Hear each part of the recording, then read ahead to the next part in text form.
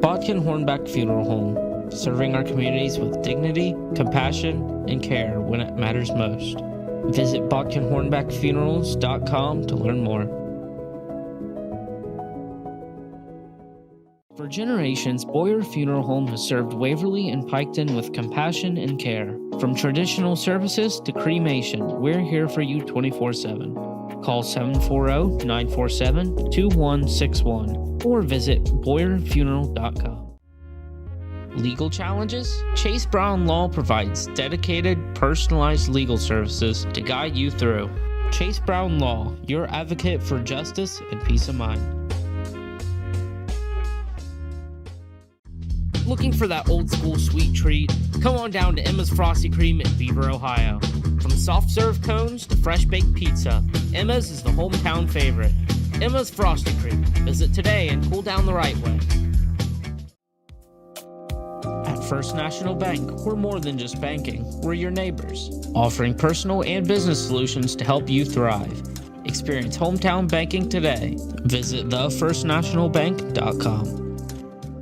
Your Hometown Chevy is proud to bring you the hometown games and local coverage for Waverly, Western, Eastern, and Piketon. From classrooms to courts, fields to fairgrounds, we back the hometown heroes that make Southern Ohio shine. Hometown is driven by your success, and that means all-star service and our secret weapon, the Hometown Advantage. Free oil changes for life and a 10-year, 150,000-mile limited powertrain warranty. You're not just buying a vehicle, you're joining a winning team. Visit us in Waverly or start at yourhometownchevy.com. Meet Jordan Thornsberry with Key Realty, a local realtor who knows our community and cares about helping families find the right home. Whether you're buying your first home or ready to sell, Jordan's here to guide you every step of the way. Call 740-835-1581 today. Looking for a rewarding career with a global leader? Kirchhoff Automotive, a family-owned company, offers you the chance to grow and succeed. Kirchhoff Automotive in Waverly is hiring now with starting wages from $18.83 to $20.33 an hour. Visit our career website today for more information.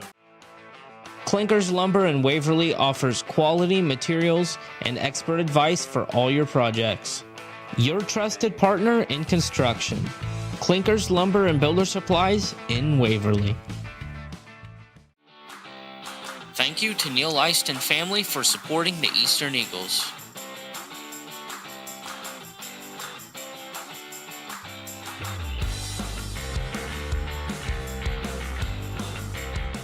Ohio Valley Bank President Larry Miller. I started working at Ohio Valley Bank 36 years ago, and it truly is a family atmosphere. It's more than just the bottom line numbers. It's about the people. Woody Hayes is famous for saying you win with people, and that's exactly right. People are the difference maker, and I'm proud to serve alongside of them. Here at Ohio Valley Bank, we cherish our employees because they really do want to make a difference in their communities. Why would you bank anywhere else?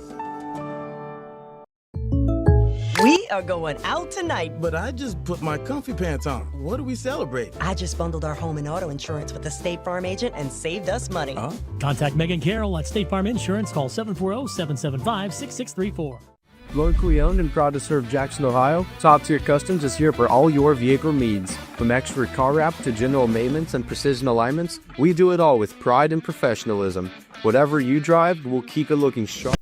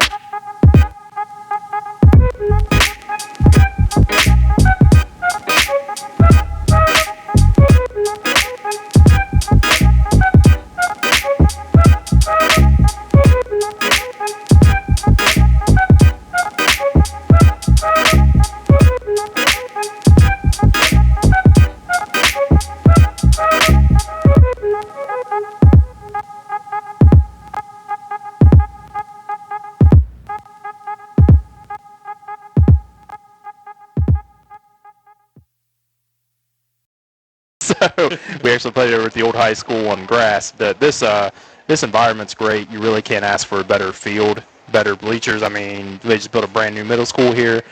This looks like a college campus, man, so I'm excited that they're getting to play here on this turf. And if you're wondering why this game has been moved just down 32 to Piketon, of course this game was supposed to be played at home with Eastern, but what happened was that due to all the rainfall that we have had over the last 2 weeks or so, there were poor rain conditions on the field, so they moved it here to Piketon, where, as Jared said, this does look like a college facility. The new workout center you can probably see out in the distance, and then the track, this just looks like a nice turf field. It's just a wonderful venue here in Piketon. And again, just 15 minutes or so down the road, and would also like to shout out the Piketon Athletic Department for their hospitality here this evening.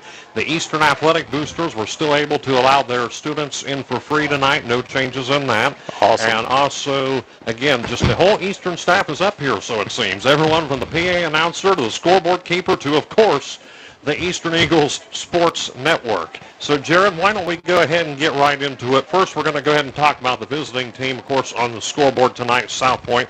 Of course, I talked a little bit about them a moment ago with Brian Roten, brand new head coach. The one thing I noticed, a lot of their linemen that I see here labeled as offensive and defensive linemen, and folks were yet to get some of the starters, a lot of them are freshmen, underclassmen, with a mix of a few seniors in there as well. A few names that stand out to me. Number 77, Brylan Staley. Also, we have Cash Westmoreland, who received some college offers, I believe, from the NAIA level, possibly some D2 offers, if I'm not mistaken, amongst some other players as well. And Ethan Hunt, their senior quarterback, number 7. And also, we were told to look out for Landon Vance, told he has some speed. So we know that Eastern, a brand new team, Jared, and they've got a lot to contend against. Yeah, and anytime you have a new coach coming in, they're looking to set a precedent early and often. So you don't want to hear rebuild in any kind of new coach coming in. So Coach Roden's probably not thinking rebuild. There may be some sort of growing pains here, but he's wanting to fast track this and really pick up from the win total of last year. One key takeaway for the South Point Pointers heading into tonight is the renewed confidence that it seems this Pointers team has, especially the returning players after the woes of the last couple of seasons. And, of course, they're in the Ohio Valley Conference, which means they play against the likes of Portsmouth, Gallia Academy, Chesapeake, Fairland. Of course, Ironton is no longer in that conference. They are independent. But still, they do have a tough league at years to compete with. I know they say Fairland's supposed to look pretty good this year. Gallia Academy, we'll see. Of course, they play tonight against Boyd County, Kentucky over in Cannonsburg. So they got the trip over the Ohio River. But with that being said, we are told that Gallia Academy's quarterback has some sort of undisclosed injury. So we'll see what is, of course, not only for the non-league games, but when we get down to the Ohio Valley Conference. And again, we're looking over here. We're about 10 minutes or so from kickoff. When we come back here on the Eastern Eagles Sports Network, we'll have a look at the 32-game winning streak of the Eastern Eagles and their head coach, Scott Tomlinson. So keep it right here. You're watching the Eastern Eagles on Total Media Sports. Running right. Call 740-577-0011 today to schedule your appointment. That's 740-577-0011. Top Tier Customs, the top shelf of vehicle uplifting. Need tires, an oil change, a quick repair? Waverly Tire and Auto Repair has you covered. Located at 716 West Emmett Avenue, we've been keeping Waverly rolling with honest service, fast turnaround, and fair prices. Waverly Tire and Auto, where trust meets the road.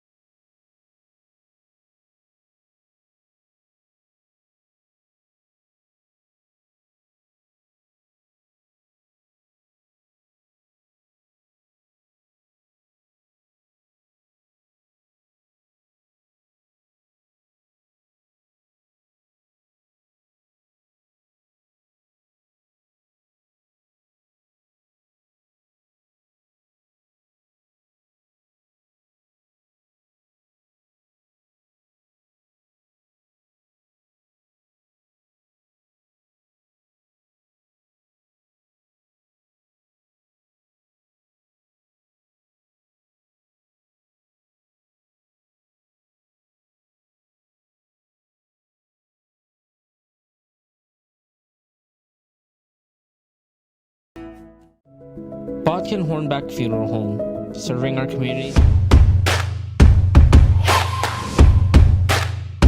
You're watching the Eastern High School Sports Network, presented by Austin's Heating and Cooling, powered by TotalMedia Sports. And a big shout out to our sponsors for making the Eastern Eagles Sports Network possible this year. And we have quite the turnout.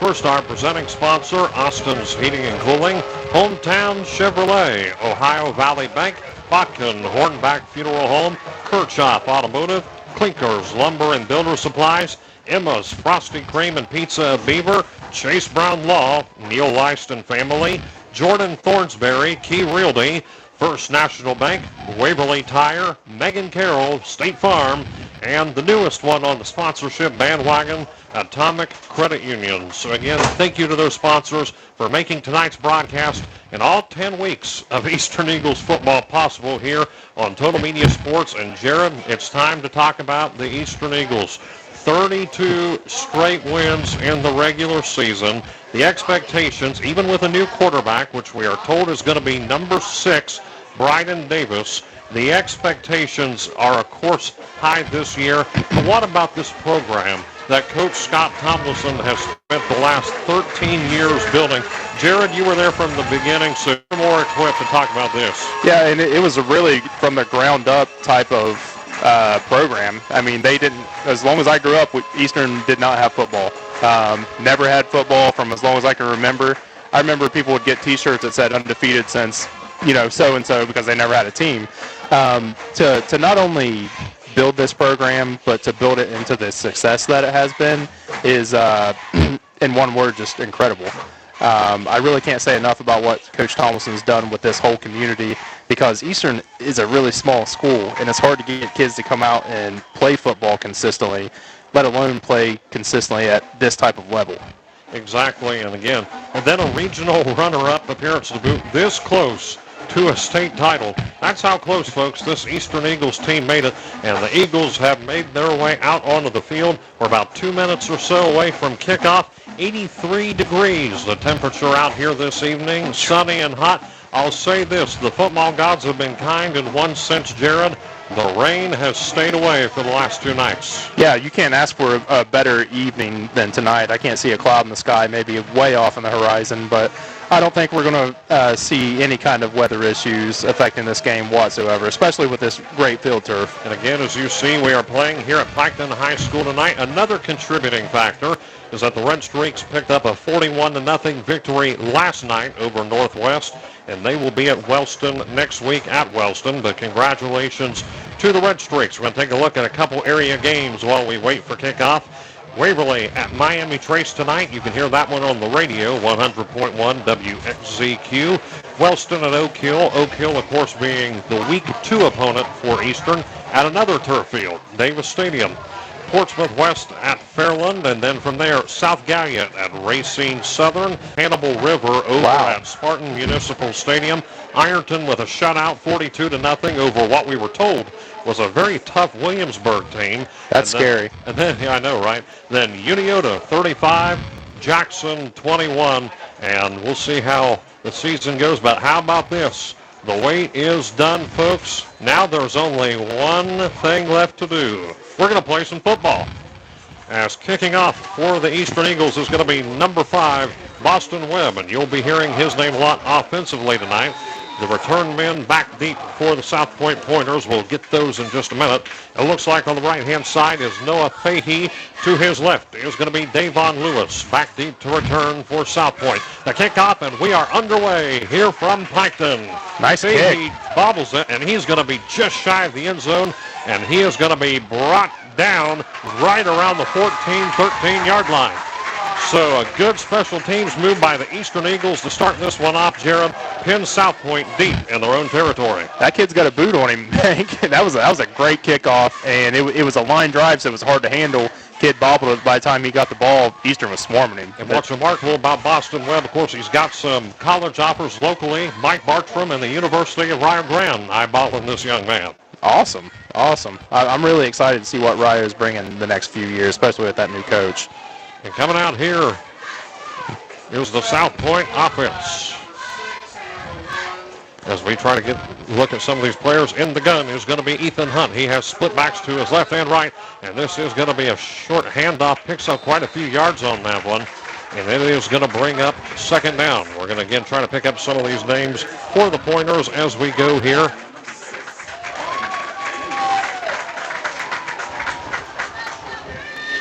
That does bring up again second down, just underway here at Piketon. Ethan Hunt, we'll talk about him just for a moment. He plays quarterback, also plays defense, 6'3" senior for the Pointers. Again, one of the more experienced players. In the gun, here's a snap. He's going to hand this one off, and with the ball is going to be Robert Napier, I believe, number 6. And this one goes absolutely nowhere. The Eagles defense all over him. I don't think Eastern's fooled with what South Point's trying to do, Hank. I believe they said Leist in on the tackle. They're going to say a loss of 1 on that one. It's going to be third down and 9. South Point's going to have to spread it out a little bit because Eastern has some big boys up front. Ball marked around the 15-yard line, deep in South Point's own territory. Thank you for those just joining in here tonight on Total Media Sports, our maiden voyage of the Eastern Eagles Sports Network here this evening. As again, Hunt in the gun, he was going to look to pass a left-handed throw. Looks like that pass is completed and broken up, and he might have some room. He's in pursuit by Eli Schaefer and brought down to midfield in the Eagle territory. And then a reception was Landon Vance, a player, again, we talked about him in the pregame with his speed. He crosses midfield, and a deep gain there for the South Point Pointers. That half-pack swing that they just ran right there is really hard to defend the first time because it's so easy not to pick up that running back. But the second time, they better make sure they're on it. Hunt's in the gain, and there is going to be number 1, Landon Vance. Tries to go up the gut, does not go very far on that one. Picks up just a couple. And on the tackle is going to be Cade Leist and Braden Beekman. Leist is a senior for Eastern, and then a junior, Braden Beekman. Leist, another key returning player for the Eastern Eagles this season. 6 foot, 265 pounds, and quite the weapon for the Eastern Eagles. Yeah, Eastern's really going to rely on Leist a lot this season, and for good reason. In the gun here again, Ethan Hunt.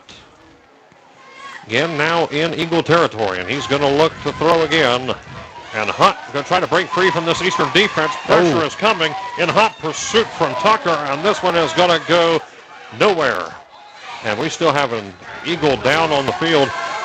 Tucker Justice, the defender, causing the pressure there for the Eagles, a senior, 6'7", 295 pounds. And Coach Tomlinson's livid right now, and I think for good reason. That should have been an illegal block in the back.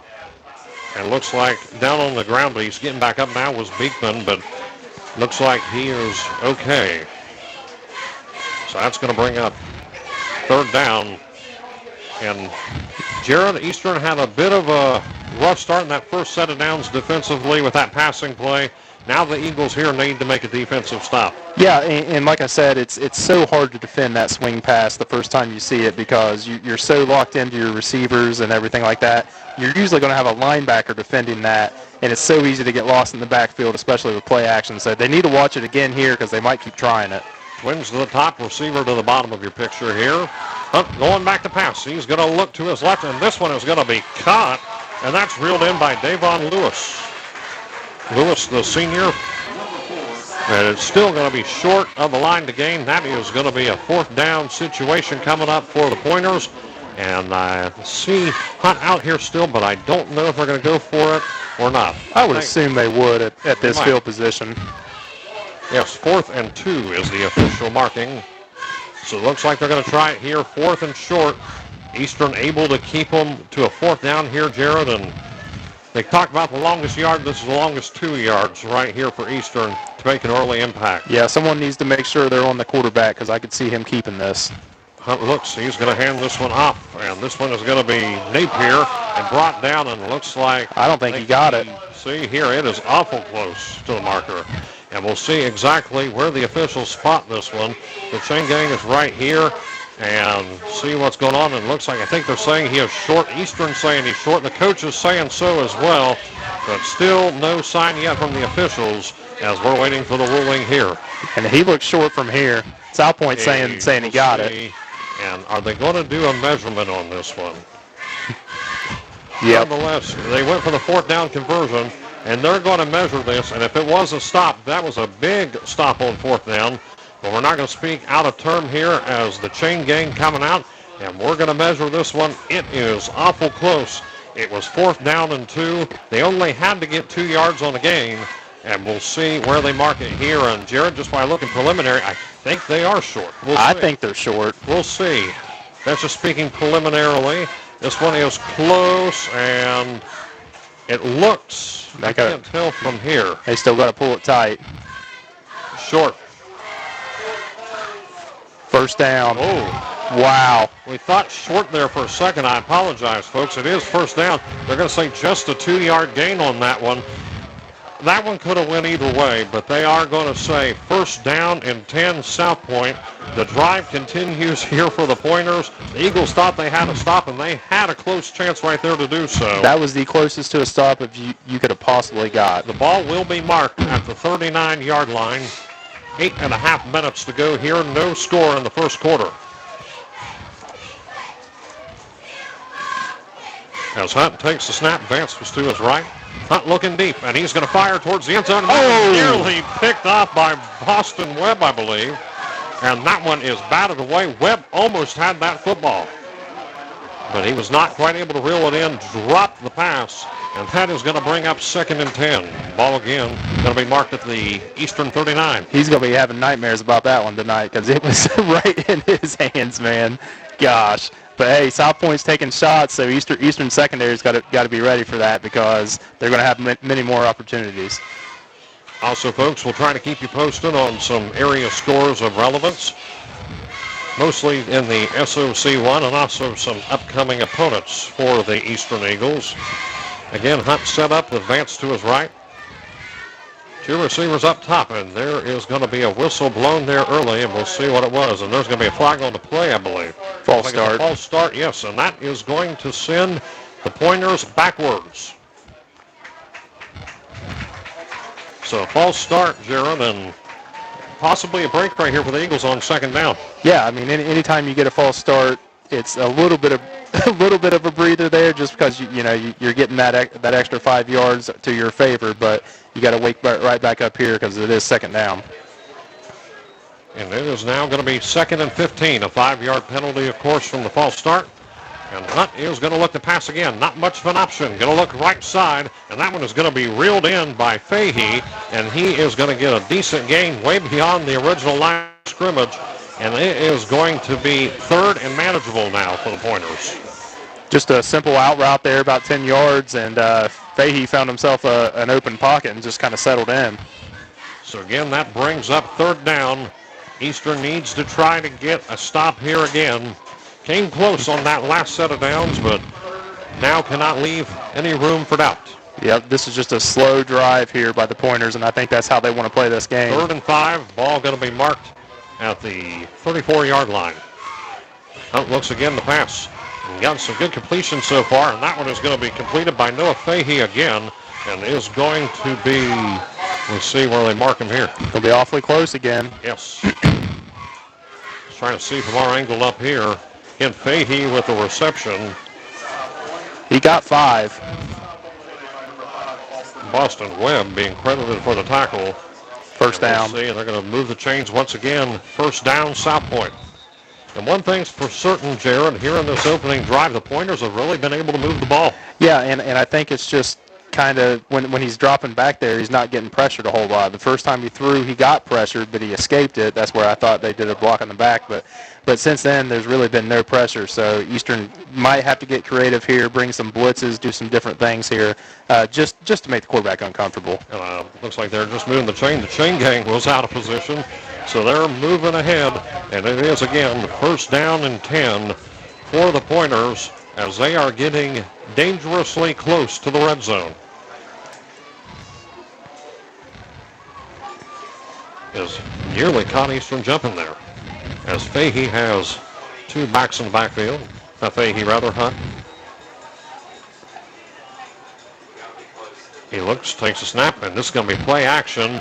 They're going to roll to his right, and a toss over to the right side, and is going to be knocked out of bounds for a second down, but there is going to be a flag on the play. I think they might call an illegal forward pass there, Hank, because it looked like they were all going down the field, and it might have been a blown-up play, and if he would have thrown that forward, I think it's a legal forward pass.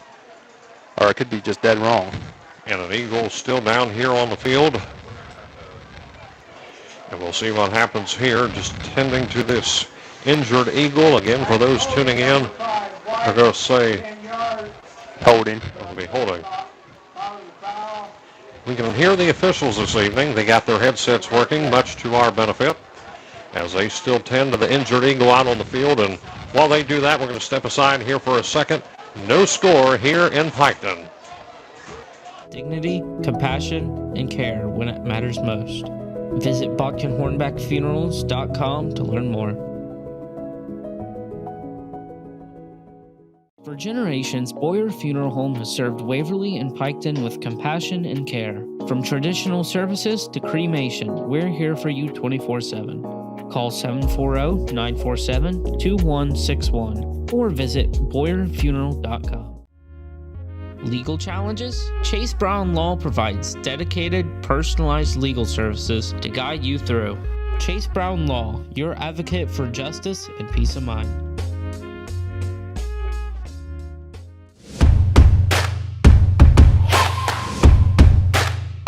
You're watching the Eastern High School Sports Network, presented by Austin's Heating and Cooling, powered by TotalMedia Sports. The injured Eagle on that play a moment ago was number 78, Tucker Justice. A holding call does knock South Point back a little bit. They do take the handoff. Nice defensive play right there. Landon Vance given no room to work with. And a big stop right there for the Eagles, keeping South Point deep into their own territory. 6:40 with the clock running here. No score again here in Piketon. And it is going to be second down and long at the moment. Very long. Second and 24 to be exact. Wow. So they've got a lot of yardage to go here if they want to convert. And a big stop right there for the Eagles defense off of that run by Landon Vance. Vance only went backwards on that one again, a loss of 4. Yeah, as long as this drive has been, Eastern's actually in a pretty good spot right now. And Hunt will take the snap. Going to have to throw. He's looking, but doesn't have the time to do it. It looks like there's going to be some pressure coming. He's going to roll to his left, throws this one. And that one goes to absolutely nobody. It will go out of bounds. 3rd and 24 now. And there's that pressure I was talking about, Hayden. Exactly what Eastern needed to do at that point. And it does bring up 3rd and a country mile with 6:04 to go in the first quarter. I think South Point probably needs to get at least half of this back to even consider going for it here. Unless they got a kicker I don't know about. They do have a kicker, but I can tell you from where they are right now, they would still have to get a little bit closer. That's NFL level. Unless your name is Justin Tucker, you're not going to hit that one. And this is, again, going to be Hunt, and I would expect another passing play here on 3rd down. 3rd and 24. I would expect a screen pass or just a screen in general. And no, they're going to defy expectations. Hands off to Vance, and he only picks up a handful. And in on the tackle for the Eagles is going to be Cade Lice, the senior. A big stop there for Lice. Does bring up 4th and long. And I see the offense coming off. The Eagles, Jared, finally get a break. There were a few opportunities there for the Pointers. Were able to convert on 1st down a few times. However, now the South Point Pointers are left with no other choice but to do some booting. Yeah, and South Point really has got to be disappointed in this drive because they've had the ball for 10 minutes. They've got it on the opponent's side of the field here, and they're going to end up having to punt. And it's really because of that holding call on 1st down, that last possession, or the last pass there they had. And here we go. 4th down and long. High snap. He's going to take it. Back there. That one does not go very far. And this one is going to be returned by nobody. It's going to be picked up right around the 20-yard line where the Eagles are going to set up shop. And, Jared, we now get our first look this season at the Eastern Eagles offense.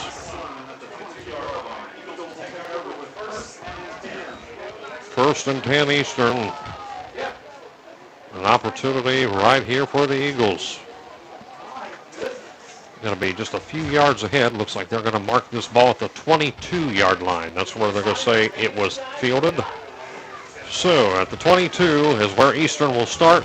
Our first look at the Eastern offense. Again, one of the biggest differences right off of the bat is a new starting quarterback at the helm. Bryden Davis has some big shoes to fill from big Eric Manley, who tied a state record in a single game for most touchdown passes. He had 10 in one game. Boston Webb actually holds the single game touchdown reception record by himself, a record that stood, mind you, since 1965. That's amazing. It looks like an I formation here. Going to hand this one off. And this one is going to be a short gain by the Eagles. And it looks like Eli Schaefer is taking the carry. Jack Montgomery, number 1, a junior, not playing this evening. He is dealing with an injury. So Eli Schaefer, his first varsity outing, will play here this evening. Again, Eli Schaefer is a 5'10 sophomore. His first year playing here for the Eastern Eagles. Don't know if he played any at all in his junior high years, but nonetheless, Schaefer making his first varsity start. And of course, Jared, add on to the week 1 jitters. How about that? Yeah, I mean, hey, throw you right into the fire, man. I hate to see Jack Montgomery missing this game, but hopefully they'll get him back soon. Justin Fowler's in the backfield, throws in the flat to Eli Schaefer, and Schaefer trying to spin away. Also in the backfield, seen him a moment ago again, was the senior number 22, Justin Fowler. Eli Schaefer again. There's a stop. Marcus Hanshaw with the stop for the Pointers. And that is going to bring up third down. Third, and I say 6. Still deep in their own territory here. Try to convert here on third down. For South Point, the only thing stopping them, Jared, was that flag there for holding. But yeah. And I know Coach Tomlinson and Evan Ferguson are just itching to throw it deep. So I wouldn't be surprised to see this at all right now. Bryden Davis, the sophomore, is going to have this one. He takes a snap and pressure coming, and he is going to be brought down. 2 defenders in there for South Point. One of them being, I believe they're saying, number 52, which would be Caleb Atkins, the junior. So they do stop Eastern here. Now, Eastern is going to have to send this the other way. 2 drives in a row, 2 punts, one from South Point and one from Eastern, respectively. For those just tuning in, clock is running at 3 minutes in the first quarter. No score yet here at Piketon High School. Again, playing this one here at Piketon because of the rain that we've had over the last couple weeks. Moving this one just 15 minutes or so down the road on 32. 2 return men. It looks like Lewis is back to return for South Point again. Same return crew as before. Fahey and Lewis. And there's a whistle blown. Delay of game. Delay of game. Looks like they did not quite get that one off in time, so that's going to send them backwards, and we'll see, Jared, how that will affect the punt and also where South Point will start. And yeah, the return men are standing already at midfield. Yeah, not an ideal drive there for the Eagles, but you just got to have short memory here and come back out and do exactly what you did last drive on defense, which is just hold them. Boston Webb, we know he has a boot. He takes the snap, and here's the kick up. This one is going to be marked right around the 50-yard line, rolls over. No one able to return that one, Jared, and a good punt, all things considered, for Boston. Yeah, I mean, not bad. It doesn't look like he got the most of it there, but it's lined up and got past the 50. So I mean, you gotta cut your losses there and get back on D. So the Pointers are going to be setting up with 2:29 to go in the first quarter, and looks like they're going to set this one up at the 47-yard line. That's where it's going to be marked. Their own 47, mind you, only a few yards away from Eagle territory. Yeah, yep, it's great starting field position for South Point here. Let's see if they can take advantage of it, and let's see if Eastern can stop them here. Ethan Hunt and the South Point offense coming back out. We're talking, of course, about Landon Vance. He picked up quite some yardage there on that first drive for the Pointers, and I have a feeling they're going to be dependent on him some more here to try to punch in some yards. Yeah, it looks like Vance and Napier are really their go-to guys here on offense. As Hunt takes a snap, he's going to look to pass, throws it left side, and that one is going to be caught by Davon Lewis for a short gain, brings up second down. Clock stops at 2:23. Again, does bring up a second down situation for South Point. And now in Eagle territory, it's going to be a short 49, but marked at the 49-yard line. Yep, they were able to get it across the 50 there. Second down coming. We'll mark this 2nd and 6. That was a gain of 4 on that play. Pass to Lewis. And Hunt looks, he takes a snap. He's got a strong arm on that one, overthrows it. And that pass was intended for number 13, Kason Pope, the junior, but overthrew him big time right there, did Ethan Hunt. Yeah, that was a little miscommunication there. It looked like he had a guy open. Eastern had some guys back there, but he missed the pocket for sure. Clock stops, 2:20 to go. 3rd down and 6 now. Eastern in another situation where we've seen it in the last drive. They made a big 3rd down stop, and the Eagles defense is going to have to do that again right here. I'd like to see some pressure again. And Hunt in the gun. He's going to step back. He's looking. Has some time here. Got all day to react. He throws to his right, and that was going to be dropped. Some good coverage there by the Eagles defense, broken up by the senior Isaiah Stidham. All over that ball was Stidham. Man, that was a great play by Isaiah Stidham. You really can't play defense better than that. I'm really, really impressive right there. So that is going to bring up 4th down and 6, and once again a punting situation coming here for the Pointers. That's a great defensive stance there by Eastern, especially with South Point starting almost on their own 50 or on the 50. And looks like back to return for the Eagles is going to be Eli Schaefer, and to his right is going to be Boston Webb. And how about this on special teams? Not only does Boston Webb play offense, he's the kicker, the punter, and one of the return men. You talk about versatile. He does it all, man. He's going to go in the direction of Schaefer, and he's not going to return this one. Pinned deep.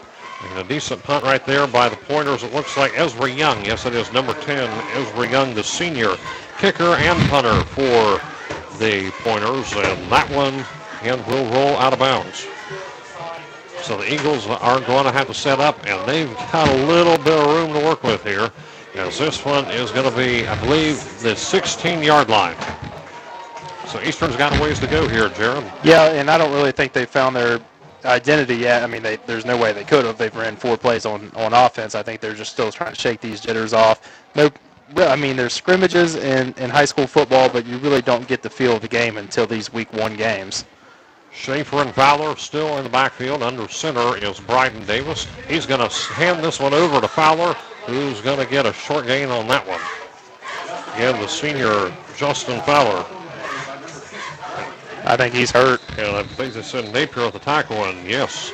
Of course, Eastern already has one running back injured to boot, and now looks like an injury right here as Justin Fowler goes down. So we're going to step aside here while they tend to the injured Eagle. 2:01 to go in the first, no score.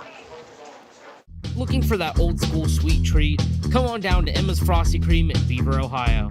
From soft serve cones to fresh baked pizza, Emma's is the hometown favorite. Emma's Frosty Cream. Visit today and cool down the right way. At First National Bank, we're more than just banking. We're your neighbors, offering personal and business solutions to help you thrive. Experience hometown banking today. Visit thefirstnationalbank.com.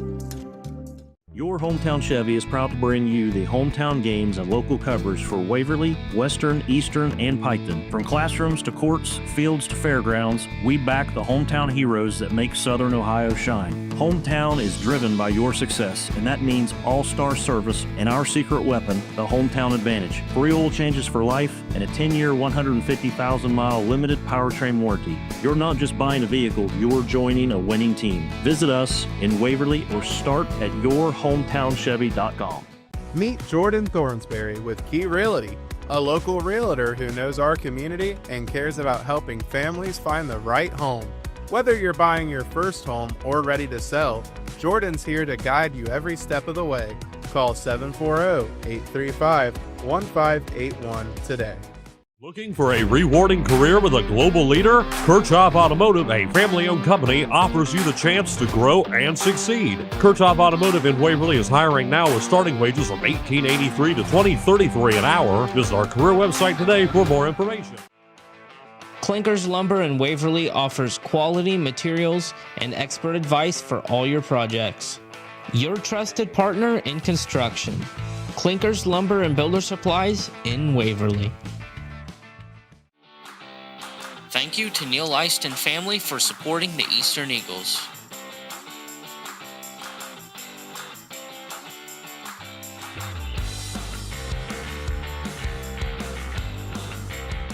Ohio Valley Bank President Larry Miller. I started working at Ohio Valley Bank 36 years ago, and it truly is a family atmosphere. It's more than just the bottom line numbers. It's about the people. Woody Hayes is famous for saying you win with people, and that's exactly right.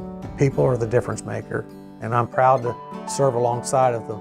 Here at Ohio Valley Bank, we cherish our employees because they really do want to make a difference in their communities. Why would you bank anywhere else? We are going out tonight. But I just put my comfy pants on. What are we celebrating? I just bundled our home and auto insurance with the State Farm agent and saved us money. Huh? Contact Megan Carroll at State Farm Insurance. Call 740-775-6634. Locally owned and proud to serve Jackson, Ohio, Top Tier Customs is here for all your vehicle needs. From expert car wrap to general maintenance and precision alignments, we do it all with pride and professionalism. Whatever you drive, we'll keep it looking sharp and running right. Call 740-577-0011 today to schedule your appointment. That's 740-577-0011. Top Tier Customs, the top shelf of vehicle uplifting. Need tires, an oil change, a quick repair? Waverly Tire and Auto Repair has you covered. Located at 716 West Emmett Avenue, we've been keeping Waverly rolling with honest service, fast turnaround, and fair prices. Waverly Tire and Auto, where trust meets the road.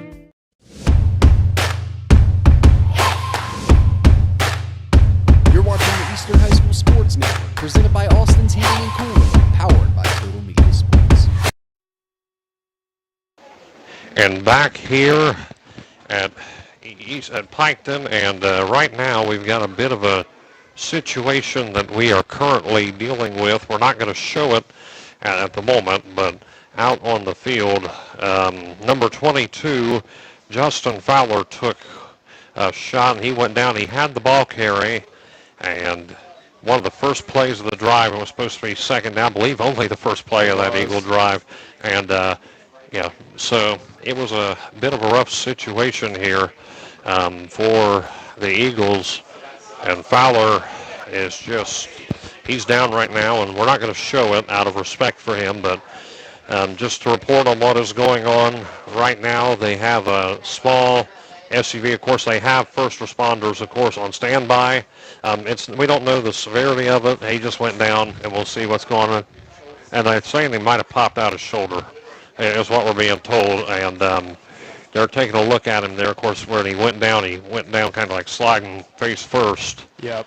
And kind of makes sense from the way he landed, which is extremely, extremely painful. Yeah, I mean, bottom line is here, folks, at the moment, it is just, to put it honestly, looking a little bit rough at the moment, but not to panic. Of course, I might also add that these people are always here for ball games. It's not a terribly serious situation. They're just dealing with an injury at the moment for an injured Eagle, and looks like Jared there bringing out a stretcher for him. But again, we'll see how this goes. Again, it's supposed to be second down when the Eagles come back out. And what we're going to do here is, while we're still tending to this injured player, we're going to step aside here, and we'll be back once this ball game continues with 2:01 to go in the first quarter. Still no score.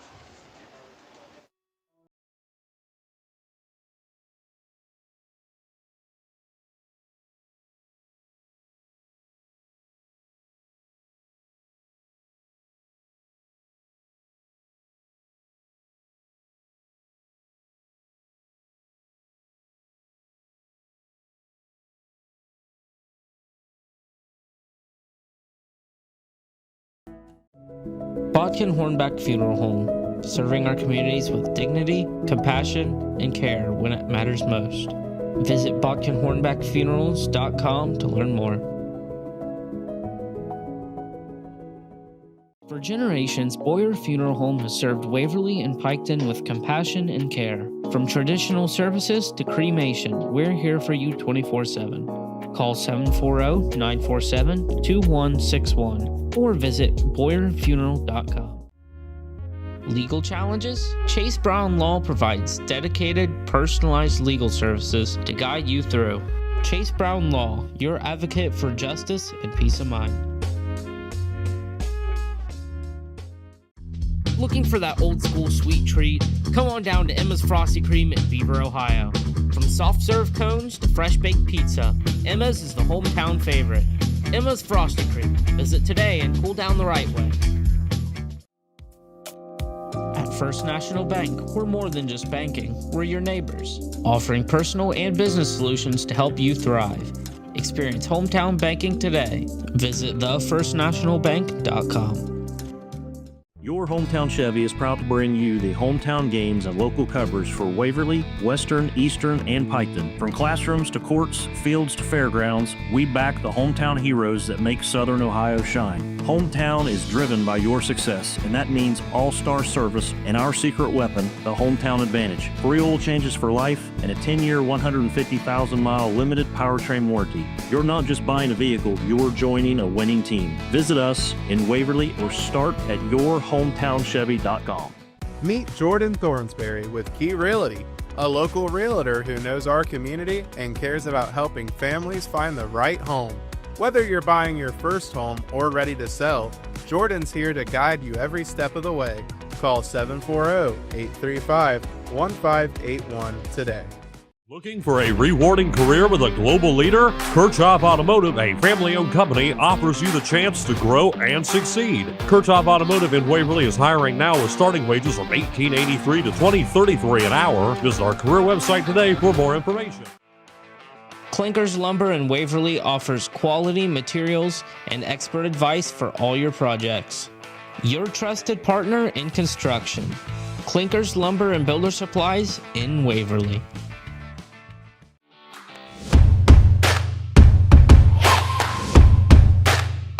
You're watching the Eastern High School Sports Network, presented by Austin's Heating and Cooling, powered by TotalMedia Sports.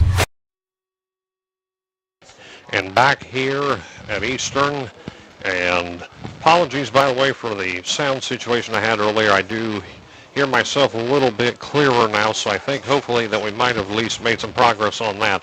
But nonetheless, we had a bit of a situation. Justin Fowler, he had an awkward landing on his shoulder elbow area, and it looked a little bit worse than it probably actually was.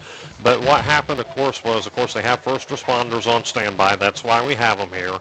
And they stretchered him out. We're hearing preliminary, and again, this is not official. Bear in mind, folks, what we are hearing at the moment would be a dislocated elbow as it stands right now. So we'll see where that goes from here on out. But that's how it looks right now here at Piketon. But nonetheless, the Eagles are going to be taking the field once again as Bryden Davis, the sophomore, come back out. He has split backs. We'll try to see who comes in Fowler's place. It looks like South Point jumped. I think Eastern jumped. See who jumped first. I've seen some movement in the defensive line for South Point. And again, we're trying to figure out Eastern's who's moving now back. in the backfield for South Point. And so they're going to say it's on the offense. So that is indeed going to be one of those situations. So he is going to be a false start called on Eastern. And here's a snap coming from Bryden Davis. He's going to throw this to his right side. It's going to be caught by Boston Webb. And Webb picks up a good gain on that one. All else fails, Hank, get it to Boston Webb. That's all I can say right now, too. The senior, and of course, he's been playing about every position imaginable tonight. Kicker, punter, returner. We were talking about it just a little bit earlier. And they're going to say first down. He had enough to move the chains. So Eastern's had a hard time coming about this evening, but able to finally convert on downs here. It is going to be first down for the Eagles. And they really needed that first down in the worst way. It looks like Bryden Davis is going to be under center now. Eagles now find themselves in an I formation. I'm going to hand this one off. It is going to be nowhere. Schaefer on the carry. Still trying to figure out who that is out there. And the backfield with him, if it's number 20, that is Mason Austin. It is Mason Austin. And Austin is a junior. So Austin is coming in place of the injured Justin Fowler. 1 minute left to go here in the first quarter. Still no score. They're going to say no gain on that. It's 2nd and 10 Eastern. This one is going to be marked at the 27-yard line. And I think Coach Thompson's going to want to see a little bit of tempo here coming up with this offense. Davis finds himself in the gun. Moving to his left is going to be Trey Kelly in motion. Davis takes a snap, bobbles it. He's going to throw it to his right side. It's caught by Boston. Webb breaks free, and Webb is going to juke a defender. He's going 40, 30, 20, 10, 5. Whoa, my! Touchdown, Eagles!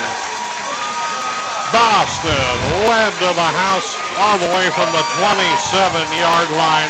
That's a 73-yard touchdown.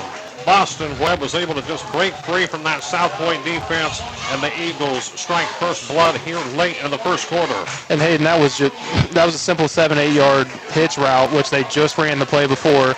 But when you have someone like Boston Webb, who is by all means a college athlete, get him the ball as much as you can.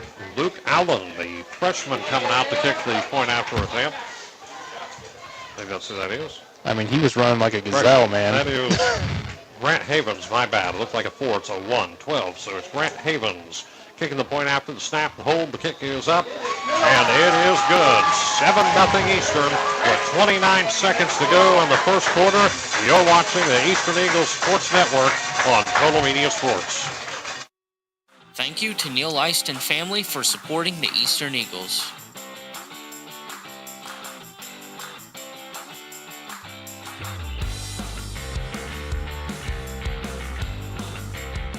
Ohio Valley Bank President Larry Miller. I started working at Ohio Valley Bank 36 years ago, and it truly is a family atmosphere. It's more than just the bottom line numbers. It's about the people. Woody Hayes is famous for saying you win with people, and that's exactly right. People are the difference maker, and I'm proud to serve alongside of them.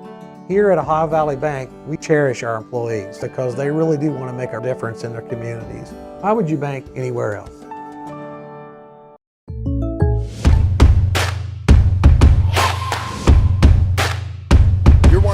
High School Sports Network, presented by Austin's Heating and Cooling, powered by TotalMedia Sports. A 73-yard touchdown pass from Bryden Davis to Boston Webb puts the Eagles on the board. What was just supposed to be a routine play went all the way to the house for 7. And how about this? Not only was that the first touchdown reception of the season for the experienced Boston Webb, first touchdown pass of the season for the new Eastern quarterback, number 6, Bryden Davis. That's awesome. Hopefully they can get that football for Brighton after this game. That's a special moment for the young kid. Tonight he will definitely remember as Boston Webb goes to kick off again, still staying to these return men for South Point, as it is. Again, we dropped a bunch of stuff here earlier, so we had to shuffle this around, but nonetheless, the pointers back deep to return. Fahey and Lewis. There we go. And this one is going to be returned possibly by Fahey. No, rolls into the end zone. Touchback. That's going to be a touchback. So that's going to move up the pointers. I mean, what can't Boston do?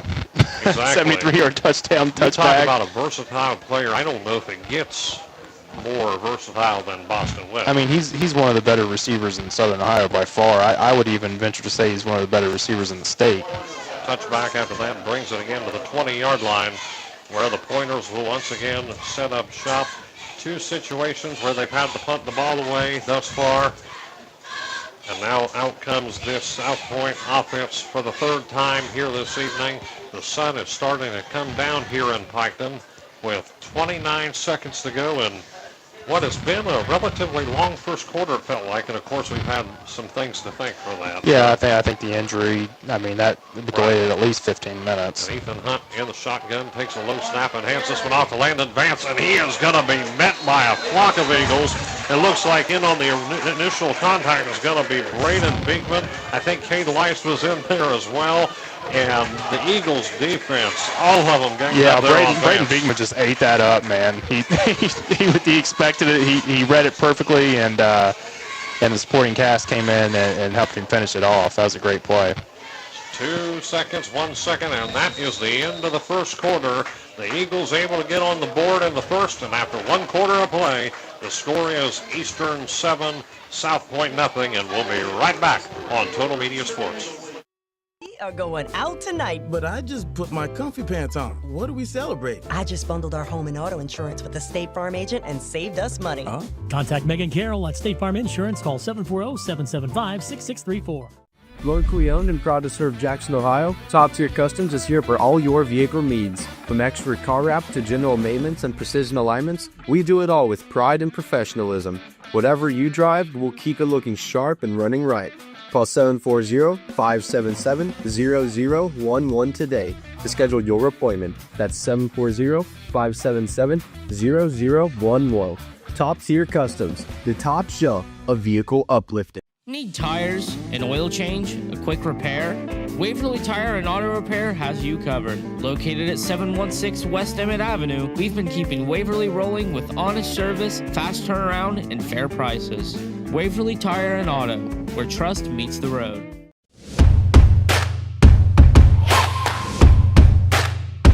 You're watching the Eastern High School Sports Network, presented by Austin's Heating and Cooling, powered by TotalMedia Sports. Back here at Piketon High School, Hayden Milliken, Jared Vogamore, 7-0 the score in favor of the Eastern Eagles. And now shifting the ball into a different direction. The Pointers, of course, now going from left to right as they switch sides on the field. And, of course, the only touchdown came near the end of the first quarter, a 73-yard touchdown reception from Boston Webb, getting his first on the season. And there's going to be Hunt handing this one off to Vance. And Vance is going to be brought down and brought back with aggressive defense by the Eagles. He didn't get stop there again. anything again. He's not able to go anywhere. And was that again Beekman? I think so. Beekman was one of them. Two defenders in on that one. Braden Beekman, a name we've called a lot here tonight in terms of defense, and it's only the second quarter. He's been very impressive. So again, 7-0 Eastern. It is going to be 3rd down and 10 for the Pointers. As finding himself here in the shotgun once again is going to be Hunt. Twin receivers to the top and twins to the bottom of your picture. Going to look and throw this one, and what an arm that is, but going to be thrown out of bounds as that one had good strength on that pass, but that one, of course, goes way out of bounds. Yeah, and that's a tough throw. Thrown across the field like that on the sideline. I'm surprised it even got there. It's 4th down and 10 now. And looks like, once again, the Pointers are probably going to have to punt, and that's what they're going to do. Once again, Ezra Young will punt for South Point. Schaefer and Webb still back to return for Eastern. I'd like to see Boston get a hold of this punt return here. Here's the punt from Young. And this one is going to be picked up by Eli Schaefer, the sophomore, and he is given no room to work with. He is going to be brought down just shy of the 50-yard line, where the Eastern Eagles are going to set up shop again. Last time they were out on the field, they had a scoring drive. The Eagles looking to repeat that success again here as out comes Bryden Davis and the Eastern Eagles offense once again. 11:02 in the second. Now I wonder if Coach Tomlinson's entertained the thought of maybe getting Boston a few carries this game as well, since they are extremely short-staffed in the running back position right now. I don't know if they necessarily need to, but it would be interesting. Brings up 1st and 10 again. Ball is going to be at the 47-yard line. Davis is going to find himself in the I formation again under center, already near midfield after that punt from Ezra. And he's going to hand this one off short and push through there. And that is going to be Mason Austin with the carry. And he's going to be brought down by number 77 for the Pointers. And that one, we had him on the other roster. The number 77 brought down on the tackle. It's going to bring up 2nd down and 8. They're going to say gain of 2 on that play. On that run from Austin.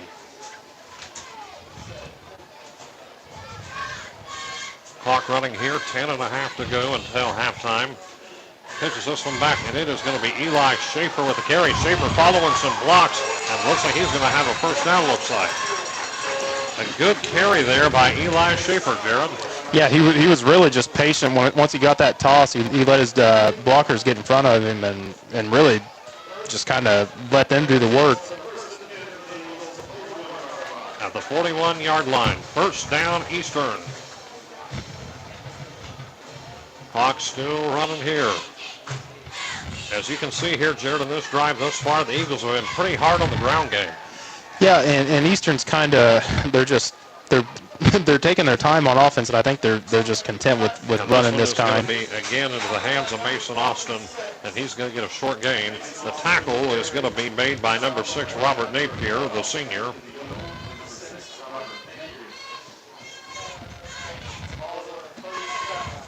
Ball will be spotted at the 37-yard line. And it's a 2nd and 6. As now shifting into a shotgun formation. 2 backs in the backfield as well with Bryden Davis, receiver to the top and the bottom. And looks like Davis false start. They're going to say a false start. You could see the motion right there. And that is going to send the Eastern Eagles back 5 yards. I think that was everybody but the center type of false start. So it looks like Bryden Davis coming over to the sidelines here real quick, getting some instructions from Coach Scott Tomlinson. Again, coming off that penalty. It is going to bring up 2nd down and 11, just a yard short of the line of scrimmage. Again, one thing that Eastern is not necessarily used to here tonight, of course, they've only got one conference opponent that plays on turf, that being Green, and very seldomly other than that does Eastern even play on a turf field. A couple seasons ago, I harken back to their regional runner-up run. The first time they actually played on turf was a playoff game against Heath. And now Eastern has 2 straight games with turf fields here as Bryden Davis has pressure coming, and Davis is going to have to roll his right, and he is going to be tripped up. And definitely not thrown up the way that Eastern wanted that one. No one there to protect Bryden Davis. Yeah, I'm not really sure what happened there. It looks like there might have been a miscommunication because South Point was in the backfield about as soon as that ball was snapped. Keandre Garrett looks like he made the sack on that one. And that's going to bring up what was 2nd and just long is 3rd and even longer now. Yeah, and going back to the turf conversation you were speaking of, Hank, it makes you a lot more elusive. You can be quicker playing on turf, but those hits are a lot harder. And we've already seen that today with a few injuries. So here we go again. As we got trips to the bottom, and looks like I think a timeout is going to be called. Timeout called by Eastern with 8:19 to go in the first half, and we'll be right back on TotalMedia Sports after a word from our sponsors.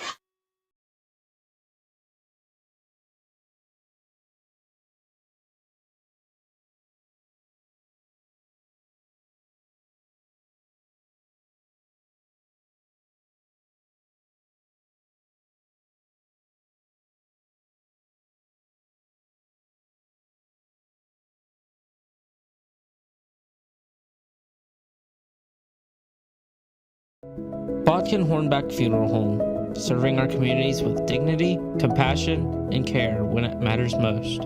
Visit BodkinHornbackFunerals.com to learn more.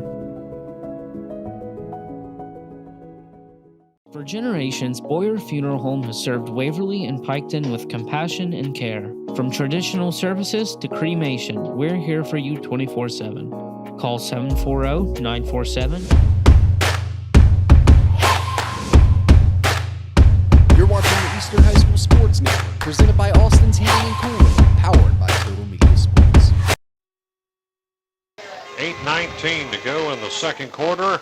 It is 3rd down and 19 here for the Eastern Eagles.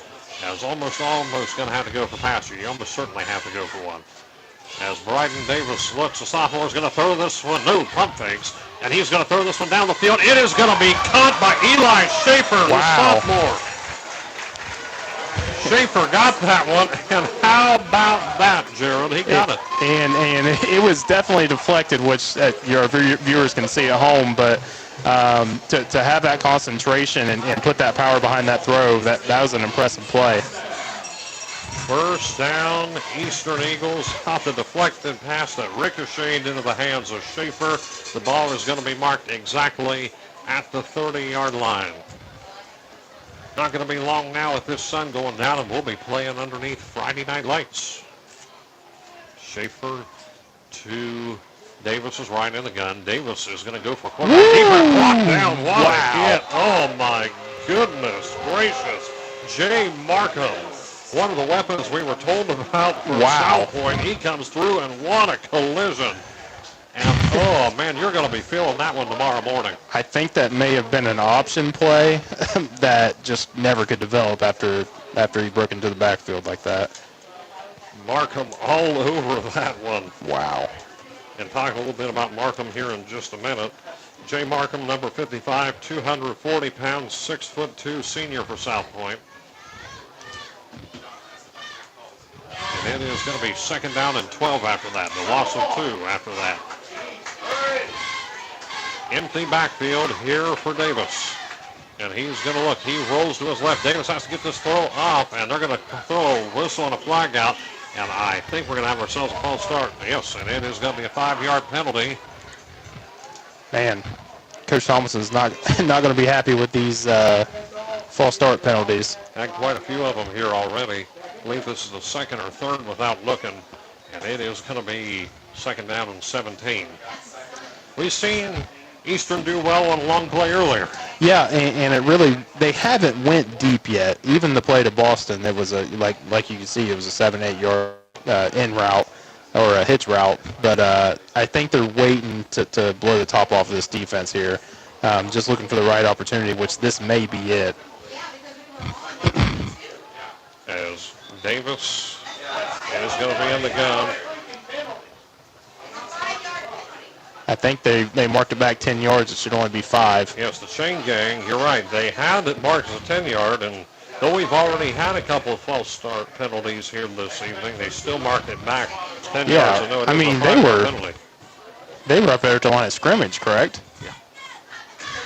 Yes. So now looks like they're trying now to get in position. The officials converging at the 45-yard line. I think that's right because he got drilled on first down, and then they did go back a little bit further than they should have. Did they? They did move it up, I believe. They're having a discussion about it. Then an equipment issue here at the moment. The clock is marked here 6:56. Okay. And those up here in the booth, you also hear them. They're right. Yep. To us, and they are moving it up. Yeah, you don't the ball was also spotted back too far. You don't see the pointers arguing it, so it must be right. So after that, they do reposition it, and it is second down and 17. Again, ball is at the South Point 37. In motion is going to be Boston Webb, and he is going to be, Bryden Davis going to keep it to his right. Davis, and he is going to go down around the 10-yard line, just shy of the 10. What a play. And what a play that was. He's got some legs on him. He hasn't been able to show it off yet, but he's a heck of an athlete, man. First down and 10 Eastern. Ball is going to be, and I believe from here looks like the 11-yard line. It was about a 25-yard run. Big play there by Bryden Davis. He went for a fake. He looked like he was going to hand that off to Boston Webb option, and then he got that big gain on the play, and it is going to be marked again at the 11-yard line. Closer and closer to the end zone. They better get these lights on. And looks like he's going to hand this one off for real now, as that is Trey Kelly. One of the people in on the tackle is going to be Fahey. And looks like number 21 also on the Keandre Garrett again. So it is going to be second down. Again, here just inside the red zone. An opportunity here for the Eagles to score, and we know they got a kicker, of course, Jared, because I was watching them warm up, snapping and kicking, so I think that this year they would be able to at least attempt a field goal. Yeah, I would think so. The extra point went almost off the track, so I'd say he's good from 35 yards at least. Hopefully they don't have to worry about it. Austin in the backfield with Bryden Davis. Davis is going to run this one up the gut. Davis is going to be brought down around the 5-yard line. And the tackle there is going to be number 4, Davon Lewis. So Lewis brings him down again at the 5-yard line. does bring up third down. Third down coming. Third down and 4. Clock running here. Eastern with the football. 5:15 to go in the first half. And I'd look to give Brighton an option here, maybe. Maybe roll him out, give him an option to pass or run. I think that'd be the best way. Here we go. Third down and 4 at the 5-yard line. And he's going to hand this one up down the gut. Austin with it. It looks like he is going to be close to staying around the 1-yard line. He may have got first down. If that'd be the case, it would be first down and goal. It's either going to be 4th and 1 or 1st and goal, and they're going to say 4th and 1. Still, a manageable situation right here, Jared. All they got to do is punch it in. Yeah. It might be a 4th and 1, but they're only 2 yards from the end zone. It looks like it might be 4th and 2 from the chain. It is 4th and 2. Still only a few yard difference. I mean, you have to go for it here. Clock running again. Eagles indeed going for it. They got some positive yardage here a moment ago out of Mason Austin. As looks like Eli Schaefer in the backfield with him. It looks like I think a timeout is going to be called here on the field. It's going to be an Eastern timeout. 4:10 to go here. And we're going to just go ahead and keep it right here for a moment as we are at the 3-yard line. 2 yards from a first down, of course, the line of scrimmage being back at the 11-yard line. So, Jared, what are you going to draw up here? Again, 4th and 2. You're only 3 yards over from the end zone. Yeah, I think everybody in the stadium's expecting a run here. I would try to isolate Boston Webb one-on-one and maybe just a quick, as soon as they snap the ball, just a quick pass right to Boston Webb. Let him beat his guy one-on-one. That's exactly what I would do because I think South Point's thinking run. I think everybody in the stands is thinking run. I think that would work perfectly if they decide to do that. The clock is stopped at 4 minutes, 10 seconds. Don't forget, coming up at halftime, we'll also have some area scores and some discussion about how this one went. And also, hopefully, we'll get the performance from the Eastern High School Band. We hope to catch that for you on the screen this evening. Ball marked at the 3-yard line. 4th and 2 coming off of the second Eastern timeout. They do have one more here in the first half. And looks like he is going to hand this one off. Boston Webb. And I think someone's saying touchdown wanted, but it might have been short. It's so close. Yeah, awfully close. Short. And they're going to say just short. And that's what they say. I mean, you hear back there, they have moved the ball back just a little over a yard. Man, he looked like he got it. He did. I mean, keep in mind, folks, we're up here in the press box, and we're a little bit of a distance away from the left-hand end zone. But from what we saw, it came a little bit closer than where it is being marked. But it is a 1st and goal situation. Are they going to say turnover on downs? I think they're saying turnover on downs. Really? We'll see here in a minute, and I think that is what's going on. Yeah, let's change the possession because they're saying, nonetheless, no matter how you throw it, even though it's a bit questionable from the yardage, still a big stop for South Point. Oh, huge stop. I mean, that changes the whole momentum of this game. I mean, they're in terrible field position, and Eastern has been playing really good on defense. But jitters apply to even us. We got that one off a little bit, but it was one of those cases, folks. I mean, you've seen it watching at home. It was looked a little bit close from this angle, and maybe those watching at home seen it from a better view, but they are going to be handing this one off in the end zone, and Vance is still going to be held up there. I feel like South Point hasn't had the ball in about an hour. Trey Kelly makes the tackle. And that is, again, going to be a 2nd down situation, clock running.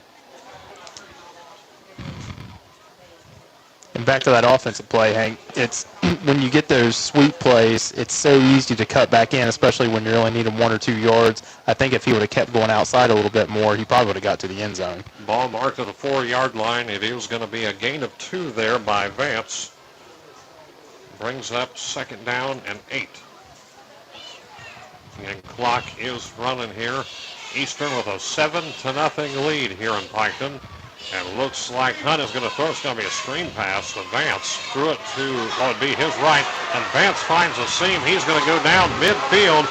And looks like Vance has some potential. And he is going to go all the way from one end zone to the other. A 96-yard touchdown to Landon Vance. That was the exact same swing play that they ran the first play of the game. The exact same play. And that one works to perfection in more ways than one. Now all South Point has to do is tie this one up. Wow. Went to the house on that one. Getting ready to kick the point after it. Was that a 97-yard touchdown pass? That was a 96. 96, my apologies. So Ezra Young coming out to kick the PAT. Of course, they've got themselves a solid kicker. Man, what a swing of momentum there. You're getting ready to get into the end zone and make a two-score game, and now you're almost tied up.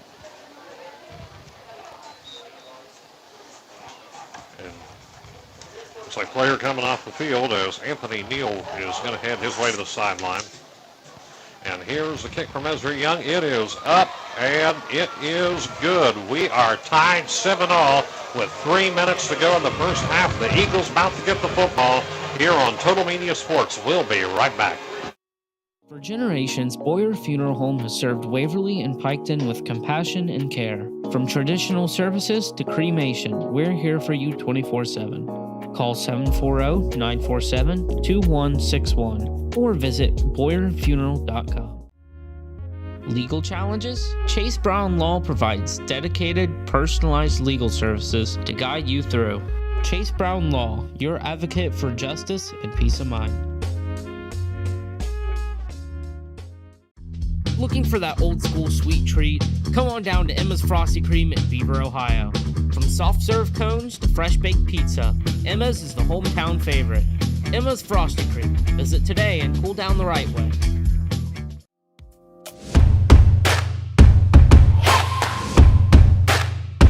You're watching the Eastern High School Sports Network, presented by Austin's Heating and Cooling, powered by TotalMedia Sports. And a 96-yard play there to Landon Vance off of a screen pass from Hunt. Brings South Point to a 7-7 score, tying this one up here with the Eastern Eagles. As Ezra Young, of course, will be kicking off. We've also got return man out for Eastern, as Isaiah Stidham back deep for a kick return, as well as Boston Webb. And also deep out there is going to be number 13, Trey Kelly. So Stidham, Webb, and Kelly back deep to return for the Eagles.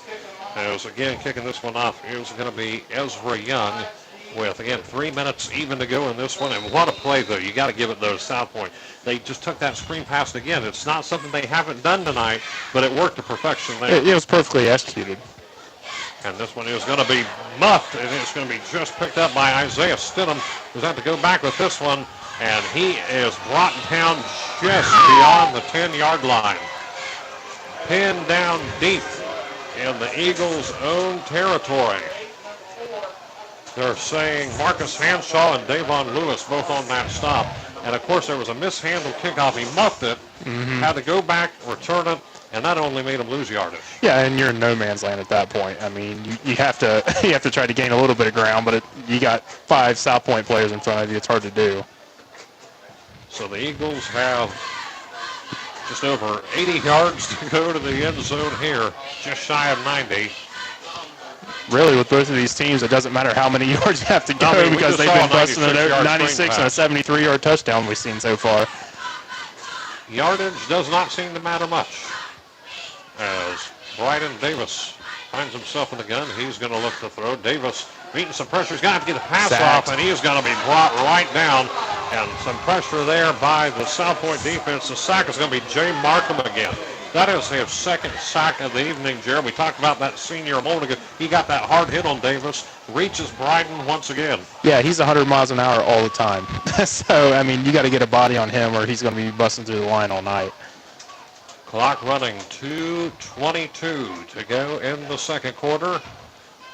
I mean, look how big South Point's D-line is. I mean, those guys are huge. Those looks like a college D-line. And we looked at them. We saw a lot of underclassmen labeled as offensive and defensive linemen, but you look here and you got more upperclassmen than we anticipated here. Quite a few seniors on this group. And again, we talked about the confidence they had heading into this game. It looks like Eli Schaefer going to try to break through, get at least a few blocks, and maybe get some yardage out of that. But nonetheless, it is going to be a third down, and it's going to be brought down by Hanshaw and Fahey. Elijah Fahey with that tackle. Yeah, don't tell South Point they're picked to finish at the bottom of the OVC, because these guys are playing with a ton of confidence. And I mean, you just look at the OVC right now, and it's actually in a lot of ways for the taken at the moment, especially with the situation at Gallia Academy. We'll see how Fairland fares. But then there's also Chesapeake in the equation, Rock Hill, who made it to playoffs last year. Not sure how many they're returning this year. But Rock Hill, of course, making it to a playoff run last season. Yeah, it's a solid conference. So it does look like they have some competition. As it is going to be third down and 9, as Davis again in the gun here. Boston Webb to the bottom. And looks like Davis not going to have anywhere to go. Once again sacked, and once again Jay Markham brought in on that. 3 sacks, and another defender to boot as well on that. 2 pointers on that. Elijah Fahey also in on that. Elijah Fahey. At First National Bank, we're more than just banking. We're your neighbors, offering personal and business solutions to help you thrive. Experience hometown banking today. Visit thefirstnationalbank.com. Your Hometown Chevy is proud to bring you the hometown games and local coverage for Waverly, Western, Eastern, and Piketon. From classrooms to courts, fields to fairgrounds, we back the hometown heroes that make Southern Ohio shine. Hometown is driven by your success, and that means all-star service. You're watching the Eastern High School Sports Network, presented by Austin's Heating and Cooling, powered by TotalMedia Sports. Defense just needs to hold a course. They do get the ball back in the second half. Yep. So if the Eagles defense can make a stop after this punt, they need to get a good punt here out of Boston Webb. Try to at least pin them back a little bit. And again, all you got to do from there is try to hold them until the clock runs out. Yeah, and if I'm South Point right here on this special teams play, I'm sending the house. I mean, you have nothing to lose, even if you get a rough in the kicker. I mean, it's Eastern's still down on the 20-yard line. I'm sending it.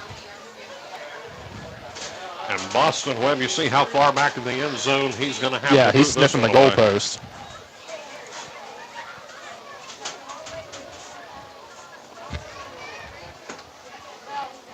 And here comes the punt from Webb. It is up, and this one is going to mark right around just beyond the 40-yard line. Rolls ahead a little bit. Give a bit of a courtesy roll, and it is going to be stopped at the 46-yard line. Looks like he's going to try to return this one. Davon Lewis trying to catch these Eagles off guard. Tackle. They're going to be brought down at the 39. By Boston. Boston Webb, the punter, makes the tackle. That was a really, really heads-up play by Boston, because I'll be honest, I wasn't even looking at the play at that point. Davon Lewis took advantage of that opportunity right there. Got some return yardage out of what we didn't expect would be anything. Yeah, and now brings them even closer. And again, good play right there. Yeah, and I give credit to Eastern there too, because I mean that could have turned out really bad. You see why Boston Webb, the upperclassman, has been getting some offers too. Yep, he's definitely a leader.